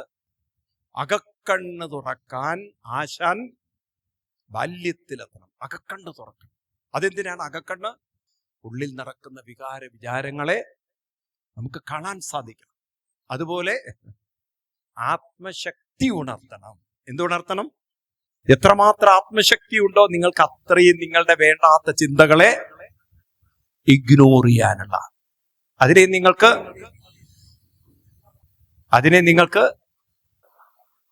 ഡിലീറ്റ് ചെയ്യാനുള്ള, അതിനെ നിങ്ങൾക്ക് ഇറേസ് ചെയ്യാനുള്ള, അതിനെ നിങ്ങൾക്ക് നെവർ മൈൻഡ് ചെയ്യാനുള്ള ശക്തി നിങ്ങളിലുണ്ടാവും. അതുപോലെ നമ്മളിൽ ആത്മബോധം ഉറക്കും തോറും ഏത് മന്ത്രമാണോ നിങ്ങൾ ചൊല്ലുന്നത് മനസ്സ് അവിടെ തന്നെ കിടക്കും, വേറെ ഒന്നിനും പോകില്ല. ആലോചിച്ച് നോക്കൂ, മനസ്സ് പിന്നെ എങ്ങോട്ട് ഓടില്ല. ഒരാനയെ തളച്ചതുപോലെ മനസ്സ് അവിടെ കിടക്കും. അത് തന്നെ ഒരു ആനന്ദം, അത് തന്നെ ഒരു സുഖം, അത് തന്നെ ഒരു ലയം. നാരായണീയം പഠിച്ചവരാണല്ലോ കുറെ പേര്, അല്ലേ? ത്രൈലോക്യമഹീയസോഭിമഹിതം സമ്മോഹനം മോഹനാൽ കാന്തം കാന്തിനിധാനതോപി മധുരം മാധുര്യദുര്യാധപി സൗന്ദര്യോത്തരതോപി സുന്ദരതരം ത്വദ്രൂപം ആശ്ചര്യതോപി ആശ്ചര്യം ഭുവനേന കസ്യ കുതുകം പുഷ്ണാതി വിഷ്ണോ വിഭോ. എത്ര മനോഹരമായിട്ടാണ് ഭട്ടതിരിപ്പാട് അവതരിപ്പിച്ചിരിക്കുന്നത്. എന്റെ മനസ്സ് അങ്ങയിൽ നിന്നും ഒരിക്കലും വിട്ടുപോകുന്നില്ല. കാരണം സൗന്ദര്യോത്തരതോപി സുന്ദരതരം ത്വദ്രൂപം ആശ്ചര്യതോപി ആശ്ചര്യം ഭുവനേന കസ്യ കുതുകം പുഷ്ണാതി വിഷ്ണോ വിഭോ. എത്ര മനോഹരമായ വരികളൊക്കെയാണ് നാരായണീയത്തിൽ. നമ്രാണം സന്നിധത്തെ സതതമപി പുരസ്ഥൈനഭ്യർത്ഥിതാനപി അർത്ഥാൻ കാമാനദസ്രം വിതരസി പരമാനന്ദ സാന്ദ്രാം ഗതിം ച ഇത്തം നിശേഷലഭ്യോ നിരവധി കപല പാരിജാതോ ഹരിത്വം ക്ഷുദ്രം തം ശക്രവാടി ധ്രുവമഭിലഷതി കർത്തമർത്തിവ്രജോയം. സ്തമ്രാണാം സന്നിധത്തെ സതതമപി പുരസ്ഥൈ അനഭ്യർത്ഥിതാനപി അർത്ഥാൻ കാമ അജസ്രം വിതരസി പരമാനന്ദ സാന്ദ്രാം ഗതിം ച. ഇത് ഉള്ളിലുണ്ട്, ഈ പരമാനന്ദ ഗതി. എന്നിട്ടോ നിശേഷലഭ്യോ, ഇത് നിശേഷം കിട്ടുന്നുണ്ട്, ഉള്ളില് കിട്ടാനുണ്ട്. പക്ഷേ പാരിജാതോ ഹരിത്വം, പാരിജാതം ഉള്ളിൽ സ്വരൂപമായിട്ടുണ്ട്. എന്ന് വെച്ചാൽ എന്തും തരാൻ കഴിയുന്ന ഒരു ബോധമുണ്ട്. പക്ഷെ ക്ഷുദ്രം തം ചക്രവാടീ ധൃതമഭിലഷി അർത്ഥമത്തിവ്രജോയം. ജീവിതം തുച്ഛമായ കാര്യത്തിന് വേണ്ടി ചെലവഴിച്ച് തീർക്കുകയാണല്ലോ ദൈവമേ ഞാൻ എന്ന് ഭട്ടതിരിപ്പാട് നമ്മളോടൊക്കെ പറയുകയാണ്. അതുകൊണ്ട് 7 ദിവസം എന്തിനാ സപ്താഹം കേൾക്കുന്നത്? ഇത് നിങ്ങൾ ഇനി പറഞ്ഞിട്ടേ ഞാൻ മുന്നോട്ട് പോകുള്ളൂ. കാരണം എനിക്കിത് കേൾക്കണം നിങ്ങളിൽ നിന്ന്. എന്തിനാ സപ്താഹം കേൾക്കുന്നത്? ഉച്ചയ്ക്ക് പ്രസാദമുണ്ട്, വൈകുന്നേരം ചായയും വടയുണ്ട്. അതിനല്ല നിങ്ങൾ വന്നത് എനിക്കറിയാം. അതിനാണോ? അല്ല. എന്തിനാണ് സപ്താഹം കേൾക്കുന്നത്? അകക്കണ്ണ് തുറക്കണം, ആത്മശക്തി നേടണം, ആത്മബോധത്താൽ നാമജപങ്ങളിൽ മുഴുകിച്ചേരണം. വേണോ? വേണോ?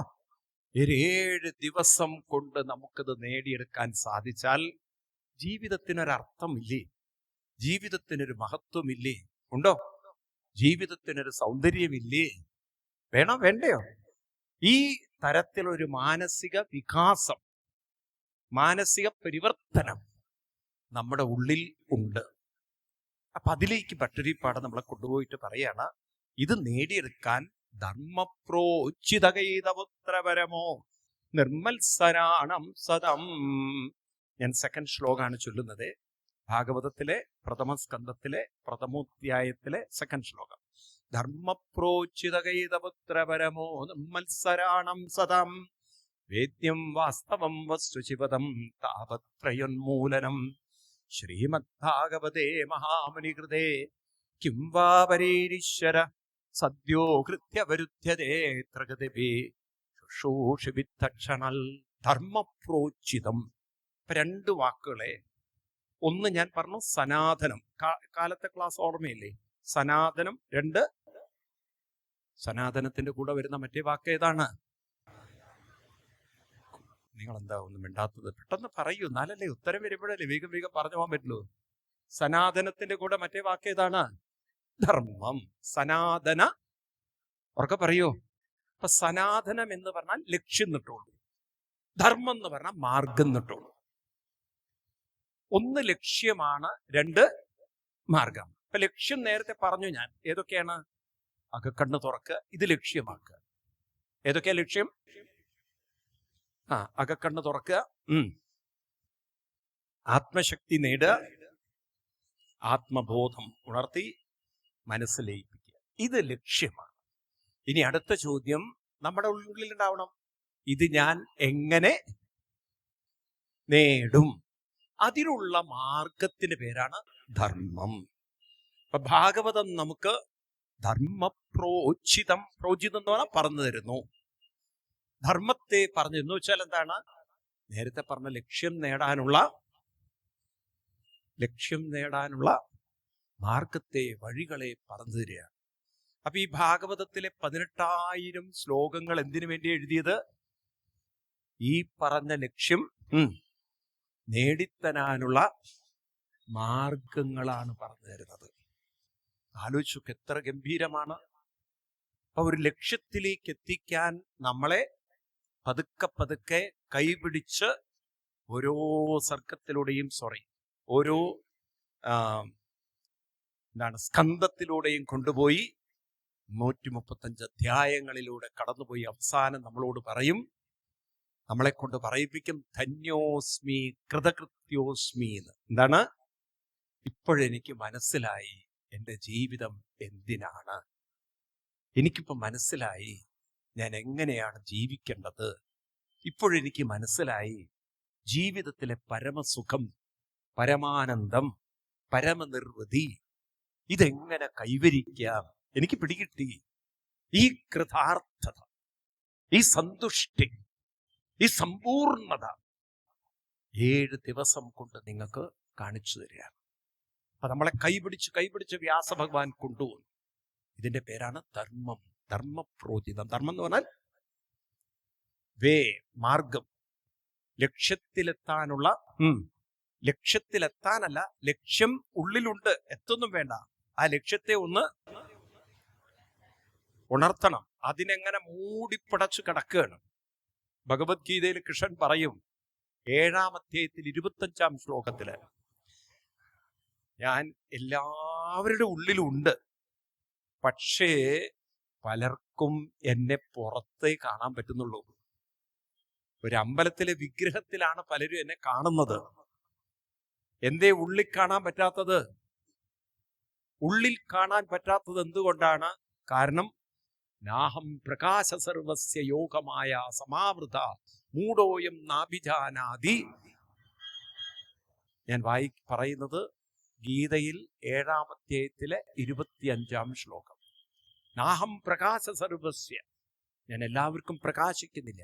കാരണം യോഗമായ സമാവൃത, അവരെ ഉള്ളിൽ ഒരുപാട് ആവശ്യമില്ലാത്ത ചിന്തകളും അവലവലാദികളും എല്ലാ ദുരിതങ്ങളും നിറഞ്ഞിരിക്കുകയാണ്. ഈ ചിന്തകളുടെ കൂടാരത്തിൽ ഇങ്ങനെ ചാരത്തിൽ കിടക്കുന്ന കനല് പോലെ ഞാൻ അവിടെ നെരിഞ്ഞു കത്തുന്നുണ്ടെങ്കിലും ആ ചാരം കൊണ്ടത് പുക മൂടിക്കിടക്കുന്ന സമയത്ത് ഗണപതി ഹോമൊക്കെ ചെയ്യുമ്പോൾ കണ്ടിട്ടില്ലേ നിങ്ങൾ? ആ പുകയൊക്കെ അങ്ങോട്ട് നിറഞ്ഞു കഴിഞ്ഞാൽ അതിൽ കത്തുന്ന തീക്ക് അങ്ങോട്ട് പുറത്തു വരാൻ പറ്റില്ല. എന്നതുപോലെ ഉള്ളിൽ ദൈവീകതയുണ്ട്, ഉള്ളിൽ ശക്തിയുണ്ട്, ഉള്ളിലെല്ലാം ഉണ്ട്. പക്ഷെ അനാവശ്യ ചിന്തകൾ കാരണം നമ്മുടെ ശ്രദ്ധയെ നമുക്ക് ഉള്ളിലേക്ക് കൊണ്ടുപോവാൻ സാധിക്കുന്നില്ല. മനസ്സിലാവുണ്ടോ? അതുകൊണ്ട് അത് നേടിയെടുക്കണമെങ്കിൽ ഒരു 7 ദിവസത്തെ പ്രയത്നമാണ്. 700ഓളം ശ്ലോകങ്ങളിലൂടെ 18,000 ശ്ലോകങ്ങളിലൂടെ നിങ്ങളെ കൈപിടിച്ചു കൊണ്ടുപോകണം. ഇതിന്റെ പേരാണ് ധർമ്മം. എന്താണ് ധർമ്മം? ഇപ്രകാരം ഈ ഭാഗവതം വ്യാസഭഗവാൻ ആരംഭിക്കുന്നു. പറഞ്ഞു നമ്മളോട് 7 ദിവസം നിങ്ങൾ അവിടെ വന്ന് എന്ത് ചെയ്താൽ മതി? പിബത ഭാഗവത രസം. എന്ത് ചെയ്യണം? ഈ ഭാഗവത രസത്തെ, ഭാഗവത തത്വത്തെ, ഭാഗവത വിചാരത്തെ, ഭാഗവത കഥാമൃതത്വത്തെ, ഭാഗവതത്തിന്റെ എസൻസിനെ, ഭാഗവതത്തിലെ പ്രിൻസിപ്പിൾസ്, ഭാഗവതത്തിലെ വാല്യൂസ്, ഭാഗവതത്തിലെ ലൈഫ് മാനേജ്മെന്റ് പ്രാക്ടീസ്, ഇത് നമുക്ക് പഠിച്ചെടുക്കാൻ സാധിച്ചാൽ ജീവിതം മാറ്റിമറിക്കാൻ സാധിക്കും. മനസ്സിലായില്ലേ? അത്രയും ഡെപ്ത് ഇതിൻ്റെ അകത്തുണ്ട്. അതുകൊണ്ടാണ് പിബത ഭാഗവതം എന്നല്ല പറഞ്ഞത്, പിബത ഭാഗവത രസം, എസൻസ്. ഇതിലെ ഉള്ളിലുള്ളൊരു എസൻസ് ഉണ്ട്. അത് നിങ്ങൾക്ക് പിടിച്ചെടുക്കാൻ സാധിച്ചാൽ നിങ്ങൾ സുകൃതികളാണ്. കഷ്ടം എന്ന് പറയാലോ, ഭൂരിപക്ഷം ആളുകളും ഭാഗവതത്തിന്റെ പുറംതോട് കണ്ടുപോകുന്നവരാണ്, കഥ മാത്രം കേട്ടു പോകുന്നവരാണ്, കഥ മാത്രം ആസ്വദിക്കുന്നവരാണ്. അതിൻ്റെ ഉള്ളിലുള്ള കാമ്പിലേക്ക്, അതിൻ്റെ ഉള്ളിലുള്ള എസൻസിലേക്ക് അവർക്ക് കടന്നു പോവാൻ സാധിക്കുന്നില്ല. ഇപ്പം നമ്മളിവിടെ കഥയിലേക്കല്ല പോകുന്നത്, കഥകൾക്കുള്ളിലുള്ള ഒരു സന്ദേശമുണ്ട്, ഒരു മാനേജ്മെന്റ് ടച്ച് ഉണ്ട്, ഒരു മാനേജ്മെന്റ് ലെസൺസ് ഉണ്ട്. മനസ്സിലായില്ലേ? അതിലേക്കാണ് നമ്മൾ കടന്നു പോകുന്നത്. അതുകൊണ്ട് ആ ഭാഗവതത്തെ നമുക്ക് ഒന്ന് ഉൾക്കൊള്ളാം.